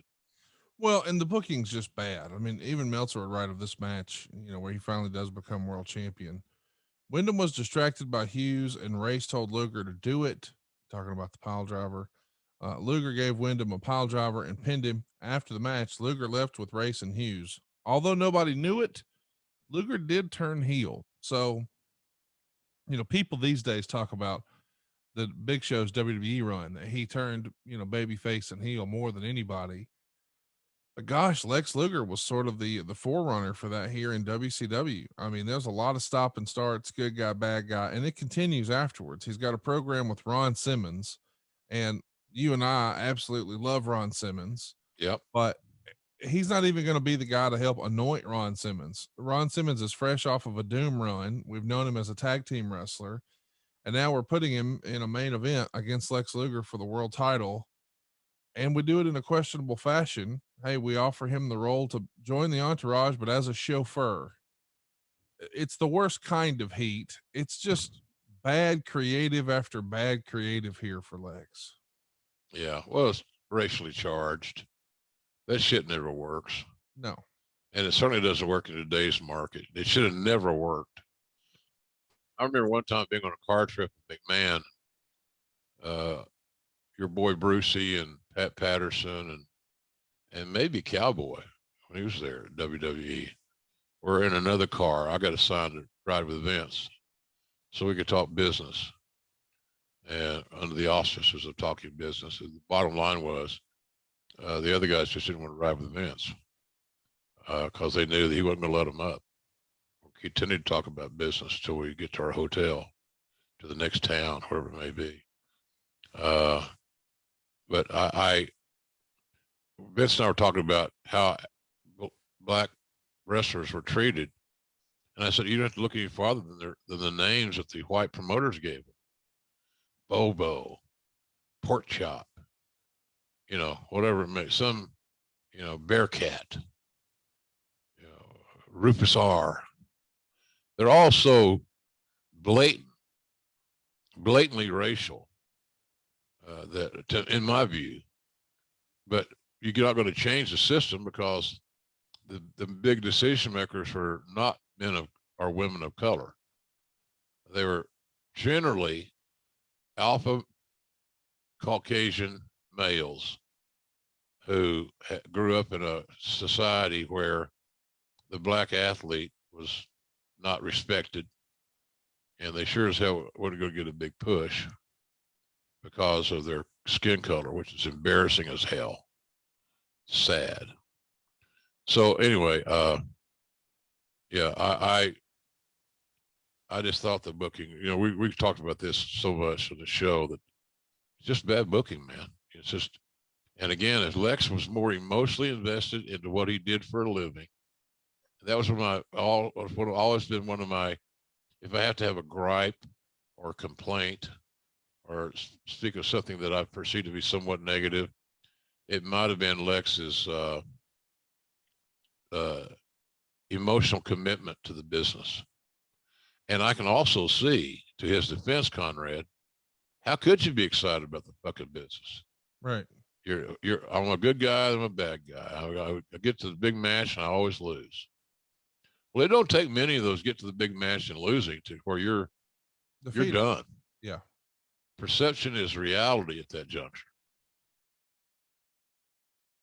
We should mention him and Ron Simmons really exceeded all expectations. They got a 3.5 star from Dave Meltzer at Halloween Havoc. It was a 2 out of 3 falls match.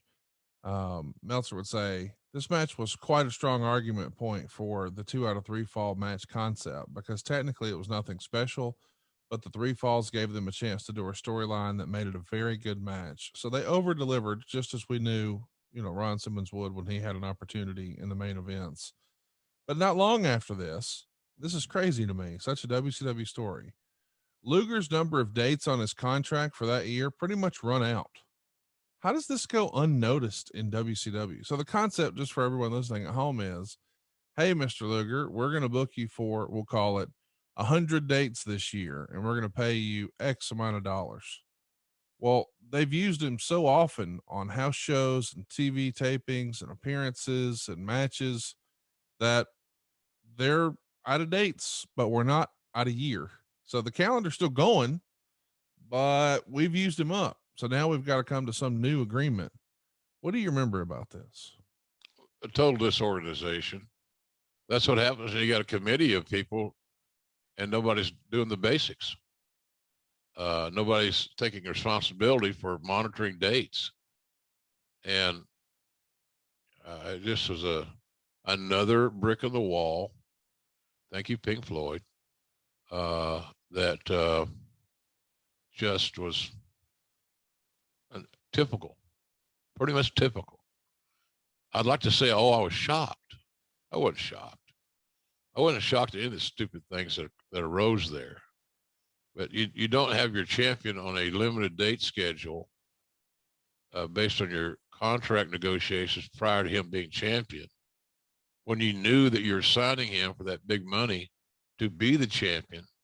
You don't limit the dates of your champion, or you come to a more compatible conclusion of dates and you monitor them. And no, it's like having a pitch count. Oh, I thought you had a pitch count, Conrad. No, I didn't have it. I was at the water fountain. It ain't me. I didn't do it. It's not my fault. It's not my job. So I heard a lot of that in those meetings. Not my job. What is your fucking job? That's what I'm wondering. Tell me what your job is. So anywho, it was just not, it was stupid. I mean, so many things happened there in that company, and a lot of it's leadership, a lot of it's organization, too many personal agendas from too many people that had a vested interest in what those decisions were going to equate to. Not good. Let's talk about Rick Steiner. There's a rumor going around, Meltzer would write, there was serious consideration giving last week to putting the WCW belt on Rick Steiner at the Clash. Apparently Luger's contract, running March to March, specifies a certain number of live dates, and he'd been booked so heavily over the first 8 months of the year that at his present pace, whatever the number is, he'd reach it by the end of the year. So in order to keep him working the major towns until the new fiscal year of the contract, Luger's being pulled from all the smaller shows. I'm not sure if this relates to that same clause or the clause regarding his contract being valid for the US and Canada, but he also refused to work the England tour since it wasn't covered by his contract, and there was heat regarding that. Boy, if Lex has not been a political animal, he's figuring it out now, is he not? Yeah, yeah. And he didn't do himself any favors. Again, he already had jealousy heat from the locker room. And as a result of that, he didn't do himself any favors, Conrad, by not going to the boys on this tour when he was being pushed so heavily and so prominently on television. It was going to hurt the business. Yeah. And guys could say, well, can you not make these? How many dates are going to do over there? We're going to do what? A handful? Does it really matter? And it would have helped. It mattered a lot. Sure, it mattered. But Lex, like you said, he started kind of getting it, and he had this contract to stand on. It was a commitment that WCW made. Hell, they wrote the contract. They wrote it, but they didn't adhere to it. They wrote it, put it beside, didn't pay any more attention to it. All that, and at that, there's one run there or one point in time where, as long as Lex was getting paid those nice healthy checks, he was pretty cool. But then all of a sudden, he saw how things were going creatively and how his brand was being lessened and devalued. And that's not good for any town. All right, guys, I got to admit, as a small business owner, I paid my fair share of stupid tax along the way. One of the things I did is I trusted my TV and radio reps who had served me well when it came to buying radio and TV. And then they tried to sell me digital, and I fell for it. And I thought, hey, man, this guy knows all about advertising. He knows what he's doing. It turns out those people who work at the radio stations and TV stations who are trying to sell you digital, and what I mean is Hulu ads, Amazon ads, YouTube ads, maybe SEO, maybe pay-per-click, targeted display. Have you heard any of this before? Of course you have. But the people who are pitching that to you, man, they're just trying to make a commission off of you. They don't know what works and what doesn't work. Besides, they find themselves in your office first to sell you radio or TV. This is just to see if they can squeeze you anymore. What you need is a professional. I mean, listen, if you broke your arm, would you run down to Jiffy Lube for a solution? No. So why would you think that you're going to buy digital from a radio company? Why would you buy internet advertising from a TV company? Go with who you know, like, and trust. And for me, that's Eric Nichols at Envision Marketing Consultants. He helped me with my mortgage company, and he can help you too. And I mean, no matter what you're looking for, B2B, retail, food and beverage, manufacturing, nonprofit, even small business owners. I got a buddy of mine who cleans windows. I got another buddy who's got a restaurant. Man, everybody I know is talking about and bragging about all the great work they're getting from my guys at Envision Marketing Consultants. This is a true endorsement for me, for Eric Nichols, so much so that when you look for Envision Marketing Consultants, check this out, conradsguy.com. And they got this name because so many of my friends would say, hey, call Conrad's Guy. Hey, I wonder what Conrad's Guy's doing. Well, find out for yourself and grow your business with my buddy. You're going to love him. I'm telling you, go out of your way. Check out Eric Nichols at Envision Marketing Consultants. If you're really trying to grow your business, you're really trying to get it to the next level, just use my guy. Go right now to conradsguy.com. That's CONRADSGUY, conradsguy.com.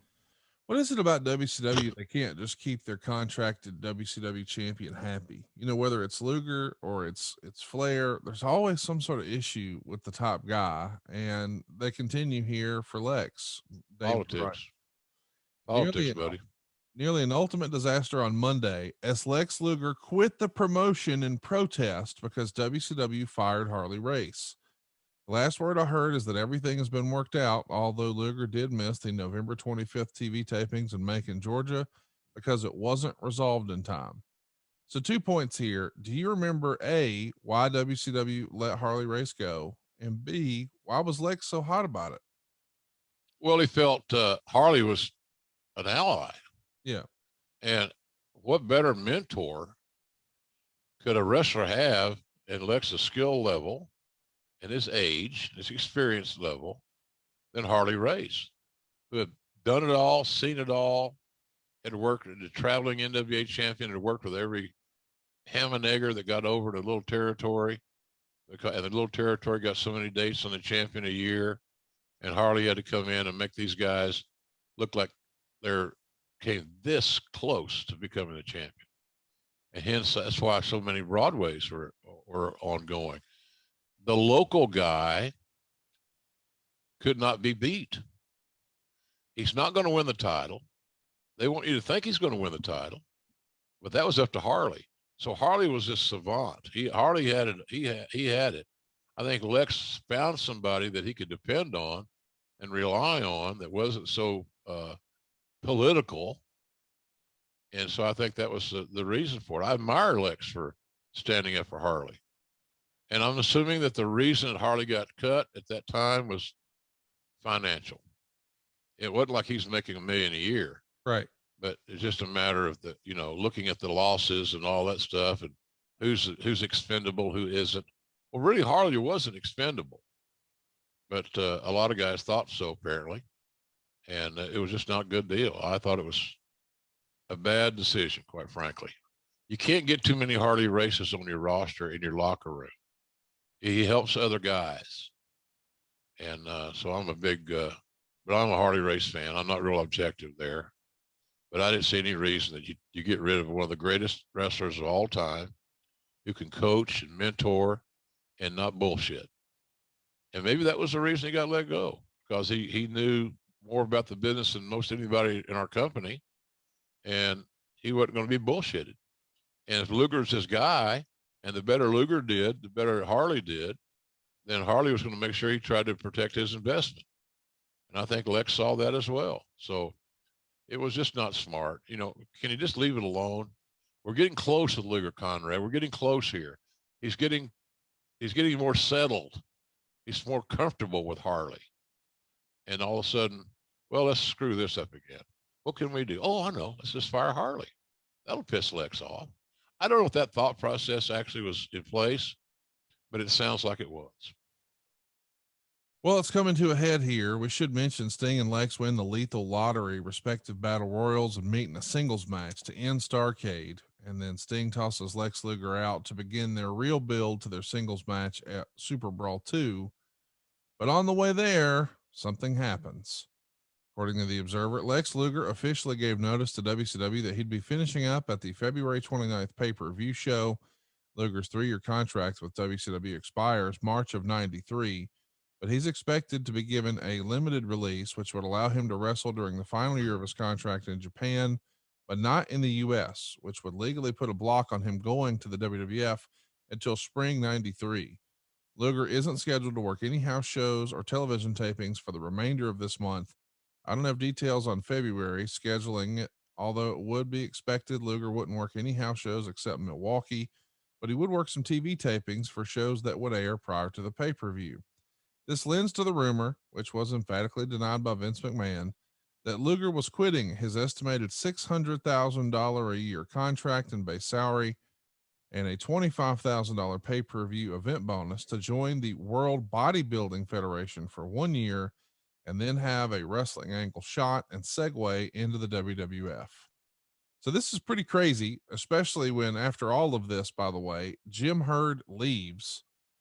So one of our top guys is on the way out. He's given notice, and the guy who's been supposedly steering the ship, Jim Herd, he's leaving too. At this point, are you wondering, shit, maybe I should update my resume? No, I don't.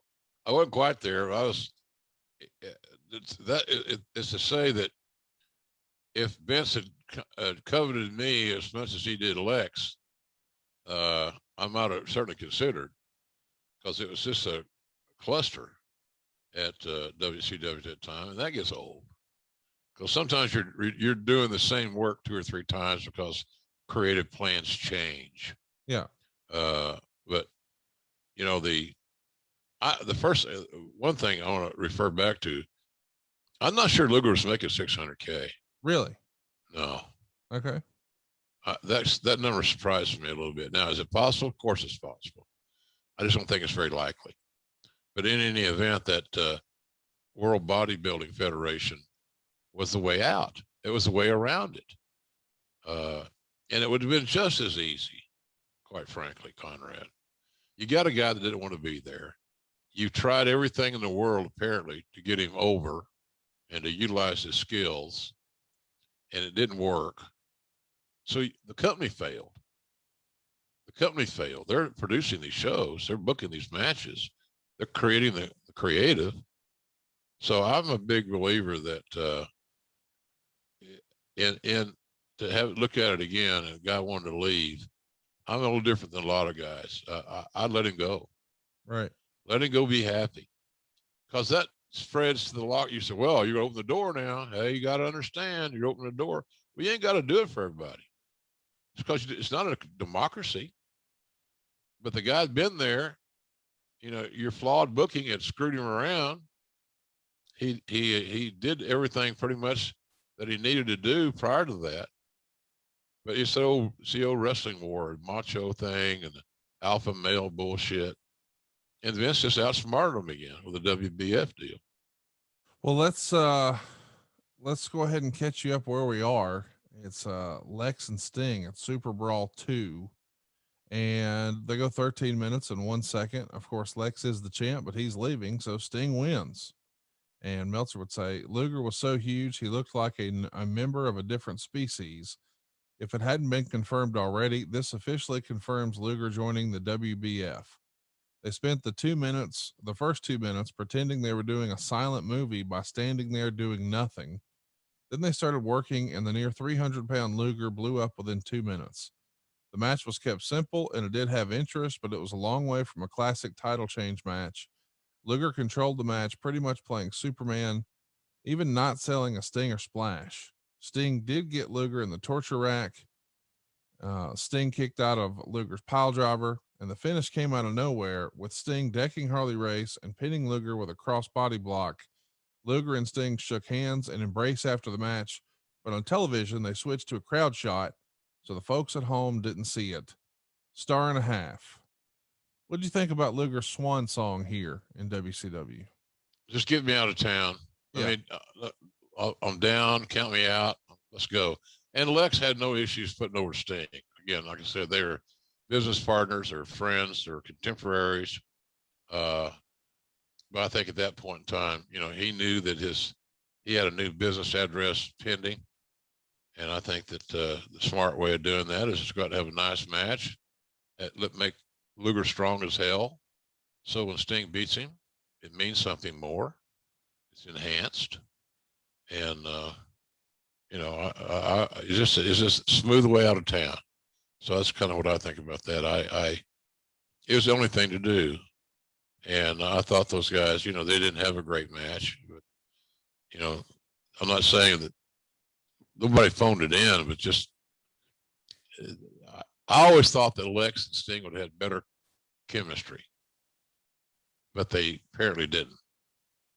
And I think part of that is, again, Lex as a heel needed to understand the nuances of ring psychology was a little bit iffy. And, but they got through it, and, you know, it accomplished a couple of things. Got Lex on his road out of there, and it got Sting a title. So, because if it hadn't been Flair, it's always going to be Sting more often than not.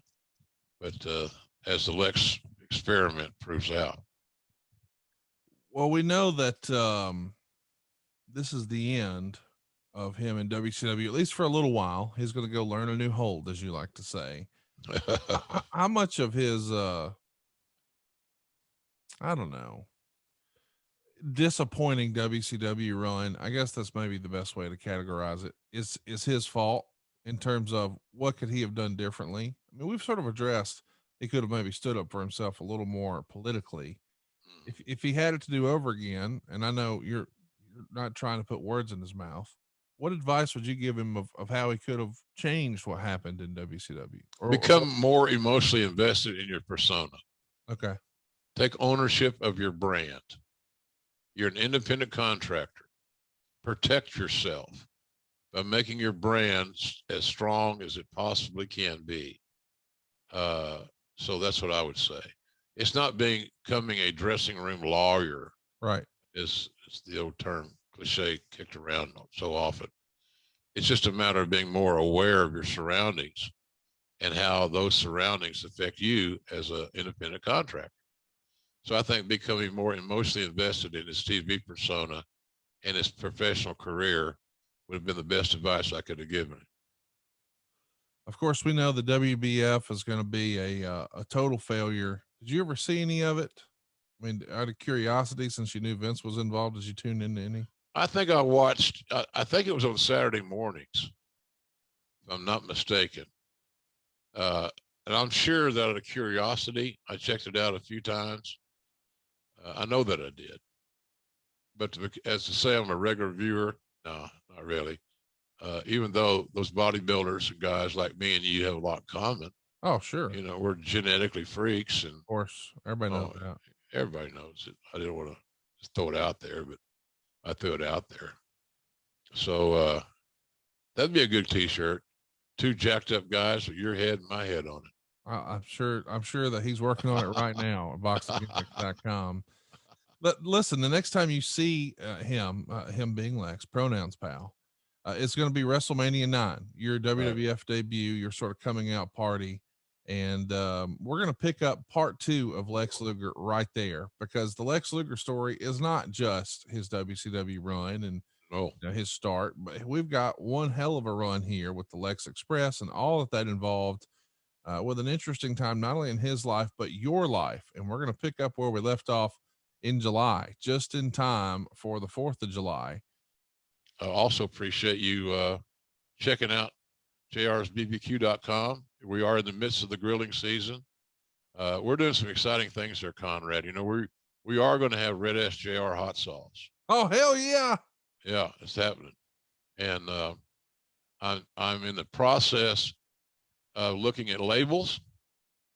And certainly if any of, I may talk to you about this off camera, but if any of your talented crew want to take a shot at a label artwork, let's do it. I'm interested, because it really is born from the show. And I've been wanting to do a hot sauce for years. I think we finally found the company that could do it for us.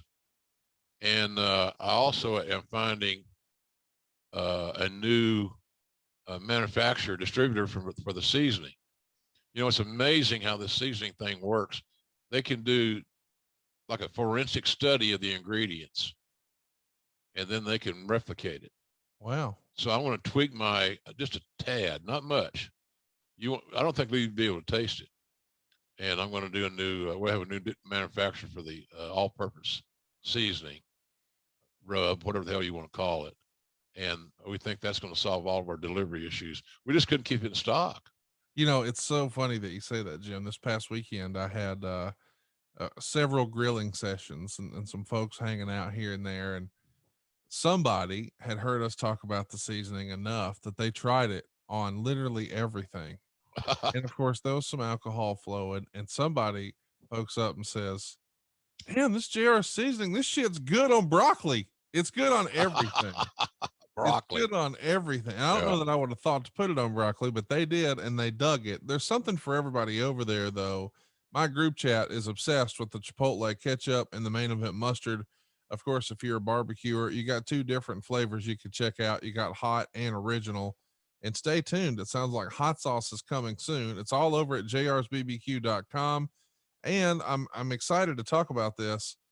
It's not just here in America now. You can actually pick the different currencies. You're shipping all over the place. Yeah, and it's challenging. You know, it's COVID didn't do any of us any favors in any area. And when you're trying to ship food products abroad, man, you're met with a zillion obstacles. And sometimes they don't even want to listen. I had a guy, we shipped some stuff to Canada the other day, and of course the Canadian government, as all governments do, nailed him with some some charges coming into the country. And I felt bad for the guy because it ran his tab up, but he said, but it's all worth it. So I love that. And I wish it was different, man. All the fans in the UK and Australia that listen to our show, and I wish we could make it easier for everybody. Right. but until COVID issues are continuing to be addressed. By the way, did you get your shots? I did. Yes, sir. Good to go. Both of them? Yes, sir. Oh, good for you. Me too. I'm happy to hear that. My 2 little granddaughters got their first shots last week. Oh, good. Yeah. And one just graduated high school and the other would be a sophomore this year. She's a 9th grader now. So I'm happy for them for doing that. It took a little courage. It wasn't cool, but they got their shots. And I don't want to think I influenced them. I think their mother did. She's a licensed physician assistant. So she had to get vaccinated a long time ago. So anyway, I wish we could do better on the international shipping, but it's just some things are out of our control totally. You can get them, but be prepared. What I would do is order more. Yep. And share the order with some of your buddies. Yep. And defer some of the costs might be an idea. But in any event, it is what it is. And we just appreciate the business. I think little Jan kind of probably have a little smile on her face, that our crazy ass idea is starting to work. It's just hard to build a business in the COVID. It's hard. And, but we have interest now on some restaurants and chains and just that and the other. So it's growing, but still the bottom line is a digital online business, and it's working out good. And we try to do a good job on customer service and shipping and packing and timeliness and all those things. So it's all good, man. And we got this, I think we may be sold out close to it of those cookbooks. We found those cookbooks in a hidey hole type deal, and unopened cases of books, first edition of those JR's cookbooks with Trish and Stacy Keever on the cover with yours truly. And so that was a fun shoot. Yeah. At our house, as a matter of fact. All those pictures were at Jan and my house there in Norwalk, Connecticut at that time. So it's all a family thing, Conrad. You know that stuff. I'm a big family guy. Thank you, Conrad. Heavy on the mister. And folks, be sure to check out those sessions. What's that called, Conrad? Studio sessions. Studio sessions. That. Yeah, we're dropping a new episode every single week of your old radio show from WSB.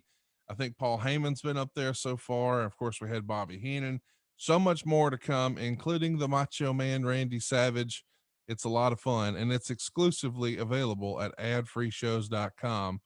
That's a double dose of nostalgia, JR. Yeah, it's good stuff, man. And hearing everybody's voice, how our voices change. Yeah. The tone and all that, it's just I've had time to drink more Crown Royal. And you got me spoiled on that goddamn good Crown Royal, you bastard. Now I feel like I'm slumming. If I drank a regular Crown Royal, I got to have the good stuff. It's not as good, is it? No. Hey, all this just needs a cube of ice. Yeah. And sip it. Don't chug a lug. Ain't drinking Diet Mountain Dew, Ricky Bobby. Right. So it's all good though. So we're living a good life, Conrad, and the fans that are watching this and supporting us are responsible for that. And I certainly am grateful. Appreciate it. It's a great rebound from where I was 4 years ago when Jan passed. Life has gotten really good, and I'm very grateful. I'm always going to be grateful. So it's good stuff, man. We're glad to hear it, and we're glad to have you, and we'll be glad to have you next week right here on Grillin JR. Thanks, everybody. We'll see you next. Thanks, everybody. Appreciate you. Hey, it's Conrad Thompson here to tell you a little more about what adfreeshows.com is all about. Get early, ad-free access to more than a dozen of your favorite wrestling podcasts every single week, starting at just $9. That's less than 20 cents an episode each month. And yes, you can listen to them all directly through Apple Podcasts or your regular podcast apps. How easy is that? Ad-free shows also has thousands of hours worth of bonus content and docuseries like Title Chase, Eric Fires Back, Conversations with Conrad, and The Insiders.